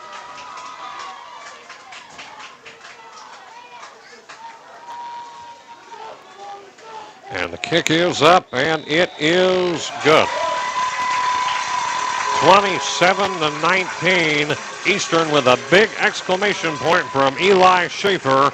And South Point with their last call coming. They have 2 timeouts with 2:37 to go in the ball game. We're going to go ahead and keep it right here with how intense this one is right here. But Jared had set a point now. We talked about it. We know that their quarterback, Ethan Hunt, we know how elusive he is. We know the big moves he's made tonight. Also, you got fast backs like Vance, Napier, and then you've got some other players that we know can make some big moves. They've got the tools necessary to punch it into the end zone here. But Eastern, they got 2:37, but one of the differences here is they do still have 2 timeouts. Yeah, and I think Eastern's strategy needs to be, I was saying the last possession, I'd like to see them bump a little bit with their corners and stuff. Now I want to see the opposite. I'd like to see you playing 5-10 yards back, making sure nobody gets behind you. Your safeties, you have to make sure no one gets behind you, because Henshaw had a huge touchdown last time. You got to be 25 yards deep. You can't let anybody past you in this possession. As Eastern gets ready to kick this one off. As a reminder, the return men for South Point, Davon Lewis and Noah Fahey, both of them back waiting for this return. But you know what would put an exclamation point on this? I know what you're thinking. Let me guess. It's also the name of a popular snack, turnovers. Turnover, a sack. If you could do something unpredictable here, rush somebody off the edge, do something to put an exclamation point on this game. As here comes the kick, and this one is going to be returned, looks like by Noah Fahey. And he's going to bring this one. He turns the corner right around the 20-yard line, breaks free of a defender, and Fahey still on his feet, and he's cut, and oh my goodness, and he's brought down and still going. Fahey pushes ahead and now brought down. Thought he was stopped there back near midfield, somehow got out of that, and has brought himself beyond the 30-yard line of Eastern, and Jared, that is not what you need there. This game is far from over, Hank. Far from over. What a kickoff return, though, by Noah Fahey. We thought he was brought down there, but no. It is going to be 1st down and 10, South Point. Now, at that point, you'd almost want to kick it out of bounds. I don't know anymore. That was just a great return. Eastern had it covered. They had a guy right there. He should have been tackled at the 30.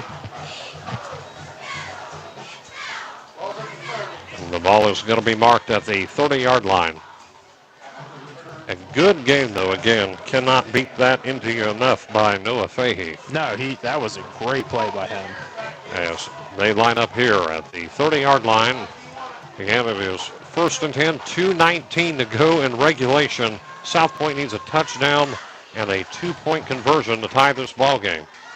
Hunt looks. He's going to look. He steps back. He's going to fire deep to the end zone, going for broke, and no dice. Incomplete. They went all the way for that one, and they were going for Elijah Patterson into the end zone. It looks like Patterson was cutting in for some reason, and the quarterback threw it right where it needed to be. Hunt went for broke there. Brings up 2nd and 10. But I give credit to Stidham there. He made just enough contact to where it wasn't going to be called PI, but he kind of broke up that route as well. So, I mean, good job by him. Under 10 seconds on the play clock as South Point breaks the huddle. Again, they do have 2 timeouts. And it looks like and I think they're going to say delay of game. Might be delay game, might be offside. offside. It's going to be one of the two as the play clock hit right around the same time, but Eastern did look like they could have jumped as well. And we'll see what the call is out on the field. I think that's what they're calling offsides. Don Pegram is now wearing, of course, number 5 for South Point in favor of Noah Fahey. So thank you to those in live chat for the correction. We had it as Fahey in the comments. Well, not comments, but in my roster here. But so thank you for the correction there. How's so it then pronounced? It's Pegram. Pegram. That's what I'm going to say. Don Pegram. Oh, we were way off, weren't we? Yes. Now, again, they said that he's in there with the same, of course, number. Oh, okay, got it. But so they both wear number 5, at least not always, but at this particular moment they are. Great but play, we would like to thank you for that correction, as it's going to be in the gun here, Hunt, and he's going to hand this one up the middle and have some room, and looks like Vance on a break free, and that is going to be a touchdown on Dave Von Lewis. Looks like I think it's number 4, number 1, I believe. Can't tell if it's a 1 or a 4 from up here. It's number 1. That'd be Vance. Landon Vance. So I was right, it is Vance. He got the touchdown. And now they need a 2-point conversion. 27-25. Apologies for bumbling around the numbers here when you got astigmatism like myself. My eyes don't always do the best for me, folks. But again, we're week 1. We'll be good in the next 9 weeks. You best believe it. I lost my South Point roster about the first quarter. Yeah, if you need to borrow mine, take a look at it. I got you. I'll tell you what, these boys. As we talk about Pegram, we had Don Pegram as number 14 tonight, but again, he is wearing number 5. Gotcha. As we were taking a look at that, and now they got to go for 2. Hunt is lining up. Nonetheless, they got to get back to the action. 2:05 here. Going to be lined up. Got to get this 2, and looks like they pitch it over left side and got it. I think he did. 2-point conversion. Wow. We're tied. That was just a steamroll, lower your shoulder, 2-point conversion. We're tied here in Piketon. Eastern 27, South Point 27 with 2:05 to go in the ball game. Eagles getting the ball back with 1 timeout. Why would you bank anywhere else? We are going out tonight. But I just put my comfy pants on. What are we celebrating? I just bundled our home and auto insurance with a State Farm agent and saved us money. Huh? Contact Megan Carroll at State Farm Insurance. Call 740-775-6634. Locally owned and proud to serve Jackson, Ohio, Top Tier Customs is here for all your vehicle needs. From expert car wrap to general maintenance and precision alignments, we do it all with pride and professionalism. Whatever you drive, we'll keep it looking sharp and running right. Call 740-577-0011 today to schedule your appointment. That's 740-577-0011. You're watching the Eastern High School Sports Network, presented by Austin's Heating and Cooling, powered by TotalMedia Sports. We'll be right back here on Total Media Sports. And what has been a roller coaster here at Piketon High School. The score is Eastern 27, South Point 27. And what a ball game this has been. They were able to punch that one in off of a Landon Vance touchdown. Followed that up with a pass into the end zone for a successful 2-point conversion. And Jared, 2:05 to go here, tie ball game. The heat is definitely on right now. Yeah, and Really, I mean, I could See say a this whole kick lot, here. but just keep doing what you're doing. Going to go all the way back deep. Boston Webb takes the kick around the 10-yard line, and Webb breaks free, and he's still going. Webb trying to break free. What a player he is. Brought down right around the 20-yard line. 30. Around 30, rather. My bad. Right around the 30-yard line. And Boston Webb gets a good return off of that one. With 1:55 to go here in the fourth quarter. Eastern does have one timeout. South Point has two. If you're Eastern, all you got to do is try to at least get closer in the range here, because we know, again, they got a field goal kicker. At least try to walk this one off. Yeah, I'd probably run it here. You know, you've had a lot of success here lately, but I mean, when you got Boston Webb, you know, you have all the shots in the world you can take. It's first down. Do you want to just throw it up to him? If they're going to single cover him, that's a no-brainer.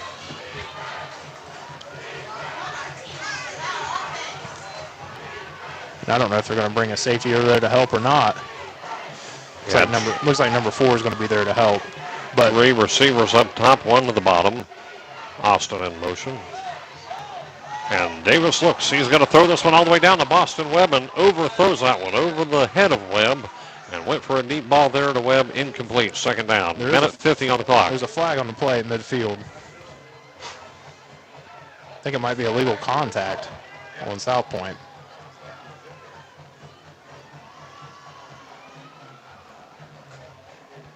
Awaiting the call here. And it is indeed on the defense.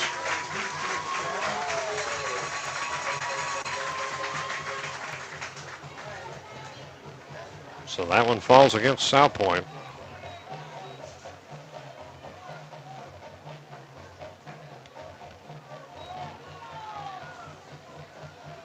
So here we go again. Let's say 1st and 5 now. Eagles brought up just a few yards further.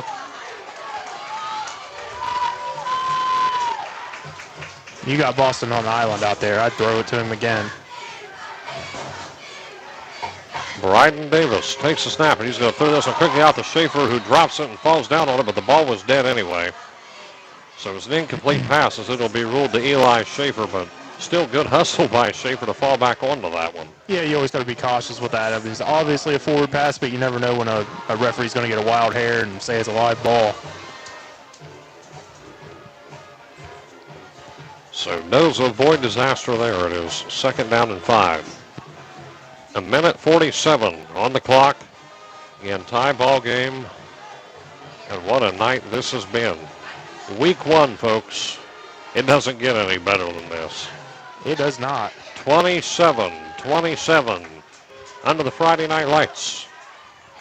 And Davis looks, and he's going to throw this over to Boston Webb, who has the first down. Breaks free at midfield, spins free from another defender, and brought down just short of the 45-yard line, maybe around the 46. Jeez. First down, Eagles now in South Point territory. And, of course, they're going to stop the clock for a moment as they move the chains. And it looks like a whistle blown. I think we're going to have a timeout to boot, and that might be. Yeah, South Point's going to have to start calling them. Yeah, it's first down Eastern. And it looks like someone coming out here, one of the coaches is going to come out here and, oh no. Is that Boston Webb? I think it is Boston Webb, and it doesn't look like, it's saying it's a cramp. Hopefully that's all it is. And he's right up. There we go. Yeah. And hustle there by the senior. You get that a lot in these early season games. I mean, it's mid-August, man. It's 80 degrees out. It's still hot, even though it's 11 o'clock at night. I know I dreaded these week 1 games because it was always so hot, especially when you're in those full uniforms and pads. Gosh, it's 100 degrees out there. Ball will be placed at the 45-yard line. And it is going to be first down Eastern, knocking on the door here with 1:36 to go. Another big move by Boston Webb, who's definitely been the MVP tonight for the Eagles.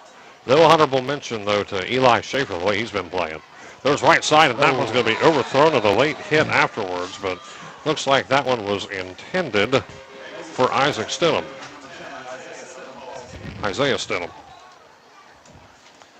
And that one, again, intended for Stidham, and it's going to be 2nd and 10. We only have 2 guys for Eastern that's recorded a catch right now, so, I mean, South Point has to know, obviously, Boston is their number one target.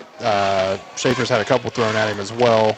He's got 4 catches. So, I mean, outside of that, Eastern may need someone to step up right here that hasn't really quite been in action yet. And here we are at the 45-yard line still. 2nd down and 10 after the incomplete pass to Stidham. And he's going to throw over the left side to Boston Webb, but drops it. 3rd down. Man.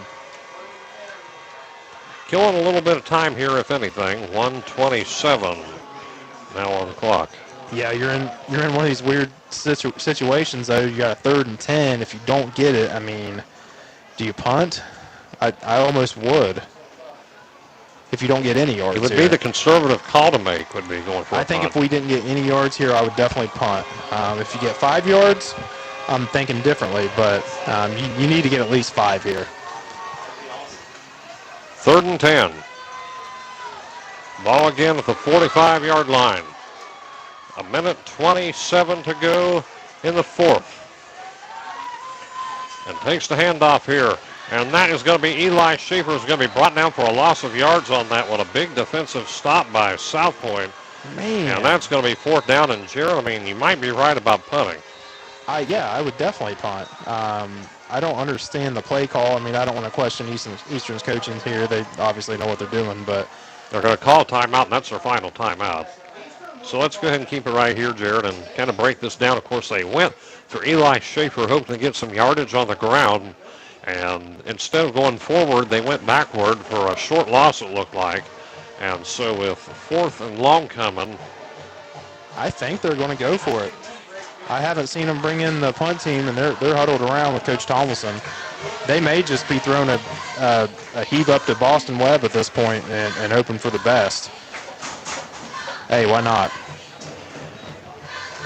It's done wonders a lot here tonight. Yeah, I mean, why not? Because, I mean, if he doesn't catch it, there's a good chance it's going to be pass interference as well. See, Davis, he's standing on the sideline. They're still huddled up here, and I don't know what they're quite going to do.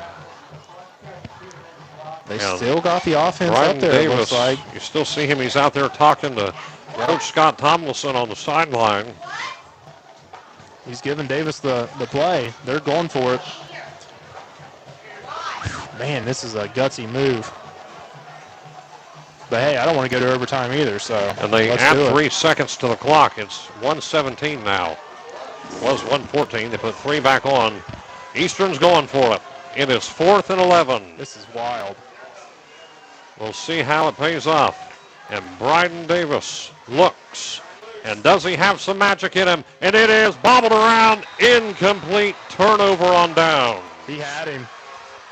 Boston Webb could not quite hold on to that. And South Point has a chance with 1:11 to go in the ball game and 2 timeouts. Gee whiz. Whew, what a game. So now, again, it comes down to, we were talking about it the last possession, but we got to double down on it now. Turnovers, if you're Eastern. Yeah, you have to at this point. Again, they do have those 2 timeouts South Point does, so they have some room to stop the clock, too. Man, they got a lot of time left. They got timeouts to spare. They got a guy down with cramping. Looks like, yes. And yeah, you're right. They got one down. Again, we're going to keep it here for a moment. We'll see how long it takes to get him off the field. But, wow, what a ball game this has been so far. Tie ball game situation. A gutsy call by Eastern. And now their 32-game winning streak, Jared, is in jeopardy. It sure is, Hank.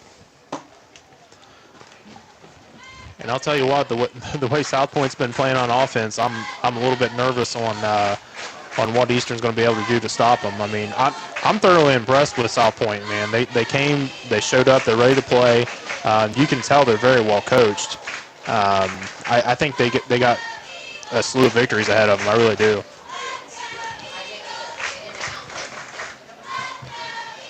So the Pointers will have the football at the 46-yard line.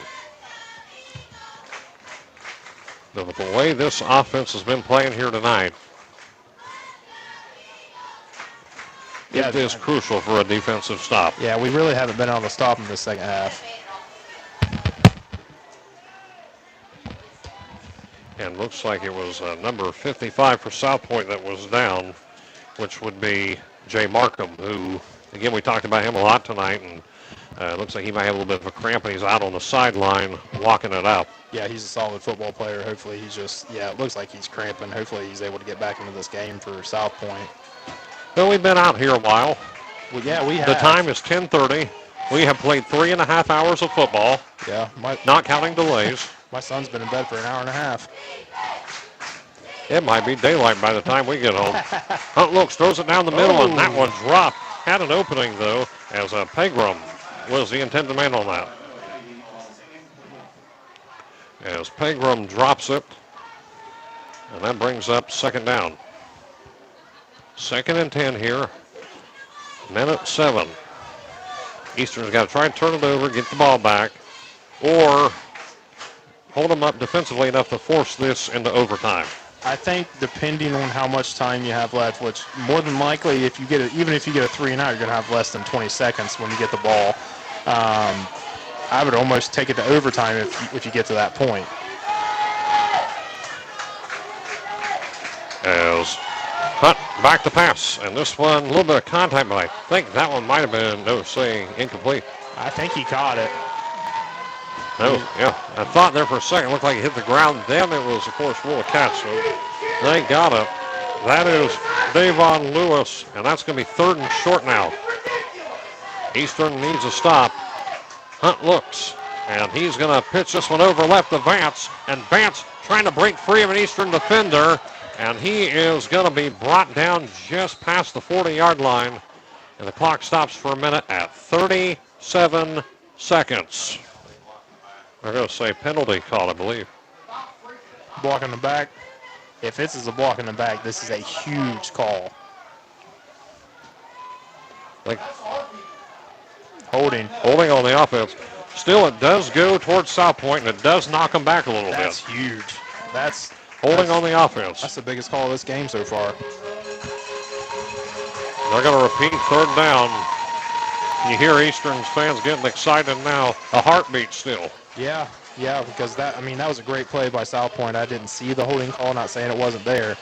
But to call that right now, that's a huge sigh of relief for Eastern.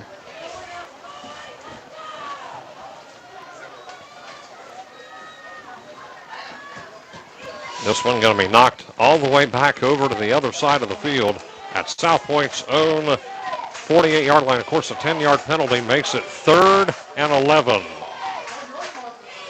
Eastern needs a stop here. They don't have any timeouts.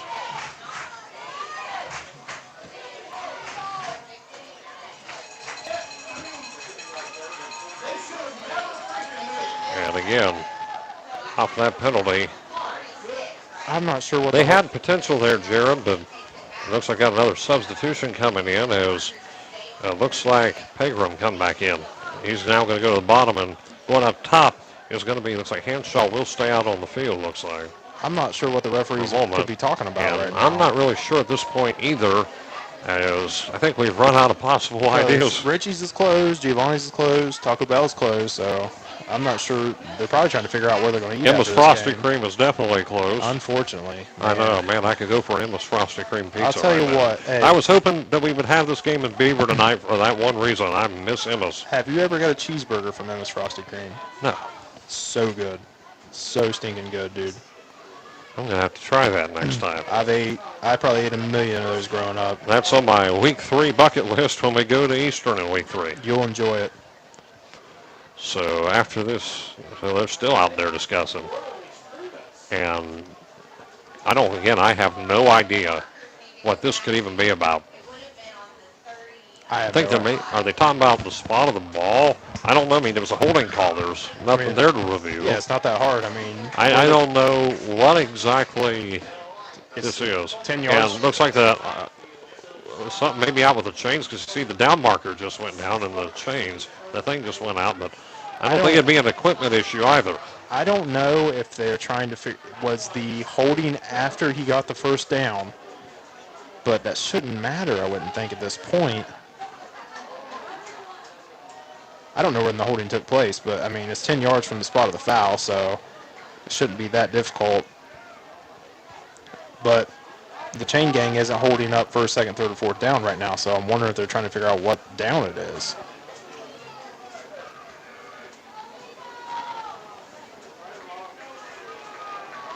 But they're still trying to figure this out, and I don't understand. Just pull out your referee handbook at this point and figure it out.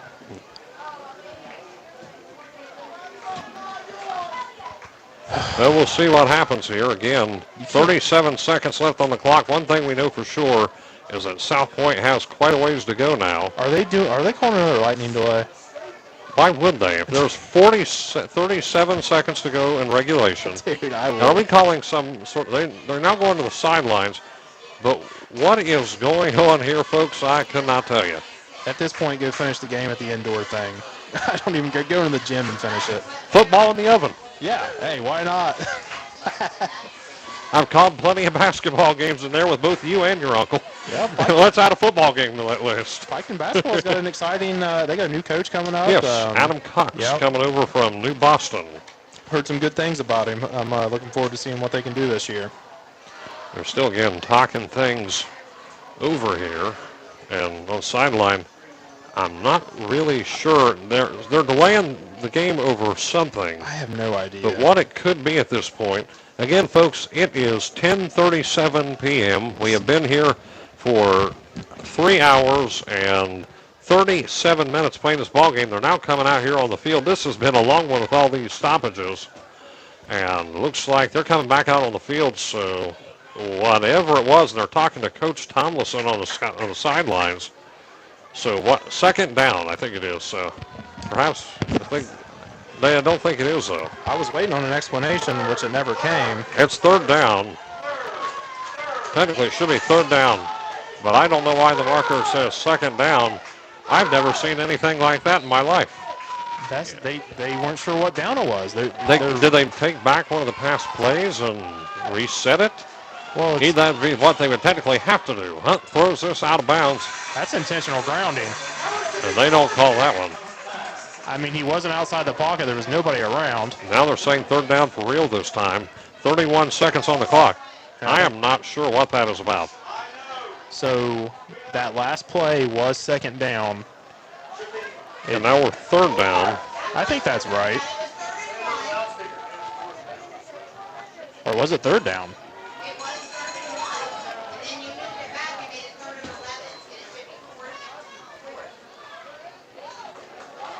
Scott Tomlinson, he's holding up 4. He's saying it's fourth down. And I think it was. From the way we've seen, I'm almost certain it was. The screen saying fourth down. Scott saying fourth down. It should be fourth down. But they're saying third down along the chains. I guess we're going to find out. Well, we'll see if they get another snap after this. Fasten in your seatbelts, folks. We're about to figure out the hard way what down it is. We know what the scoreboard says, and we know what the marker says. Hunt looks, and this one is going to be caught. He's short. And he's going to be short of the line to gain. It was brought in by Davon Lewis. They're going to say move the chains, and they're going to say there's no forward way. Progress, first down. There's no way that's a first down. It looked like he was marked short. They're not even going to stop the measurement. It's no huddle. What? Hunt looks, and he throws, and he's going to throw left side, and it is going to be brought down again. This time on the left side by Elijah Patterson. He was short of that first down by 2 yards. 12 seconds as we have it on the clock. Eastern has to try to at least make a stop. I think the only viable option right now, they're going to take one of their 2 timeouts. Still going to keep it here as we unpack this, but I think the only viable option right now, Jared, is at least try to force this in overtime. 12 seconds. Yeah, I mean, that's really the only thing you can do. A lot of confusion here as Coach Scott Tomlinson, they had it marked as third down. To recap what happened, there was a stoppage on the field. The scoreboard and the chain gang had different downs.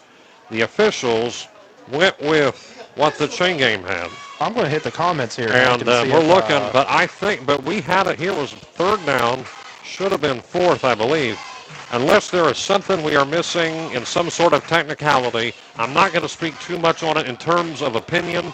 I'm just going to report on it as we have it in terms of facts, and that is what we know. So I'm seeing 3rd and 1, and then if there was a holding call, it would go back to third and 11.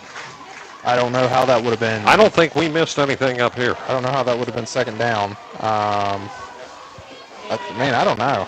A series of confusing events. Yeah, That's the best way to sum this up. I'm not going to act like I know what's going on, but I do know what's going on now, and this is one heck of an ending to a high school football game. 12 seconds. The ball is marked at the 29-yard line, an empty backfield. Hunt throws, and he's going to look down, and that is going to be caught and falls down. It's going to be reeled in by Landon Vance. They're going to go for the field goal. Timeout, and they're going to go for the field goal, and the exclamation mark, I'd be almost certain. Depending on what they have. If they have one, they need to go for it. I mean, they do have Ezra Young, number 10, their kicker. And so we'll see what they do here, but Jared, wow. I need another water. I'm stressing out. What a game. Man, what a week one. I want to thank everybody for sticking in there with us because it's a late one. I had to give a call on that one to Keith Jackson. Someone to call. If I'm Keith Jackson, you're Kirk Herbstreit, man. We better get a call from ESPN soon. Yeah, look, hey, I'm going to turn my phone on mute come Monday because I know the calls are going to be coming in. Hey, but it's part of it. Well, all I can say is exactly what Keith Jackson would say right now.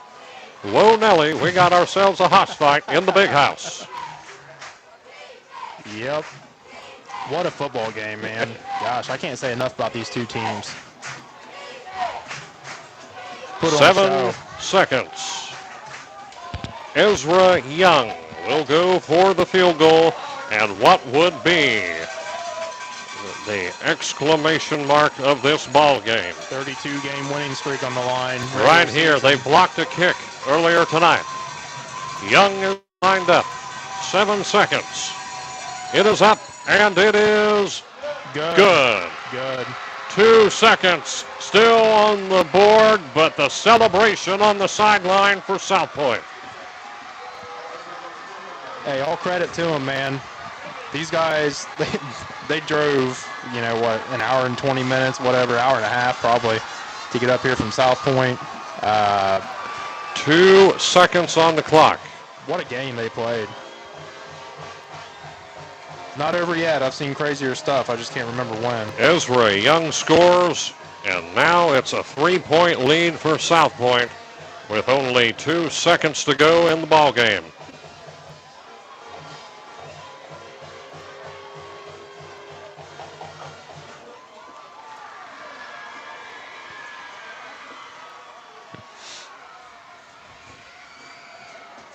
Now it's going to come down to one more opportunity for the Eagles off of this return.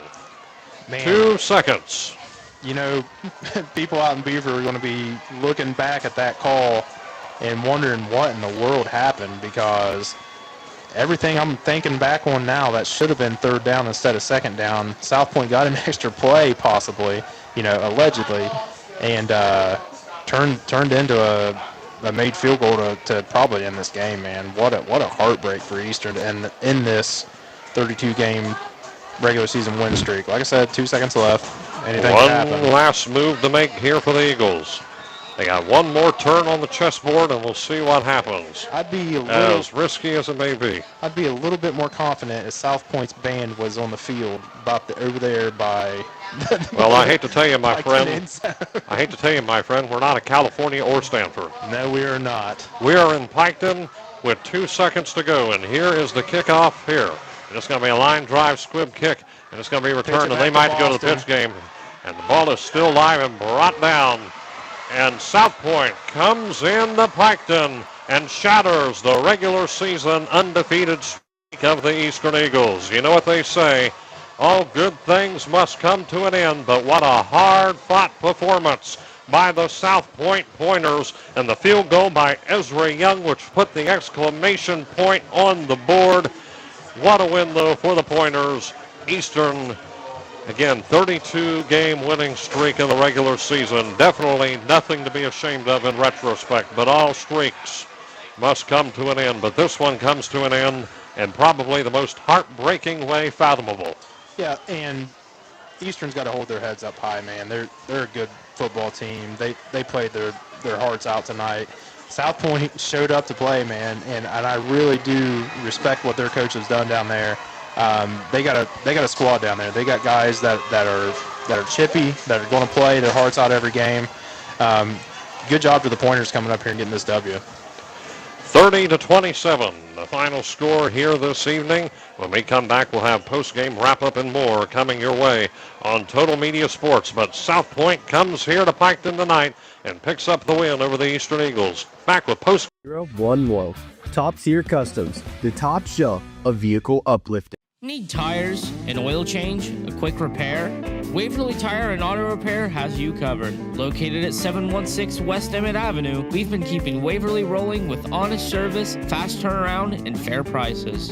Waverly Tire and Auto, where trust meets the road.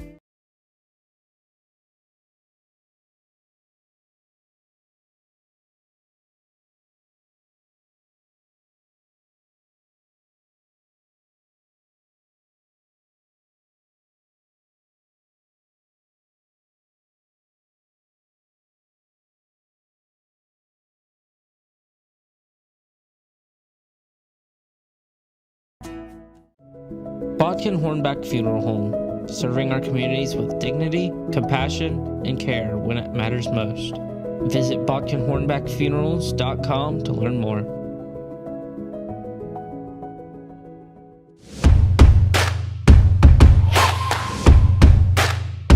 You're watching the Eastern High School Sports Network, presented by Austin's Heating and Cooling, powered by TotalMedia Sports.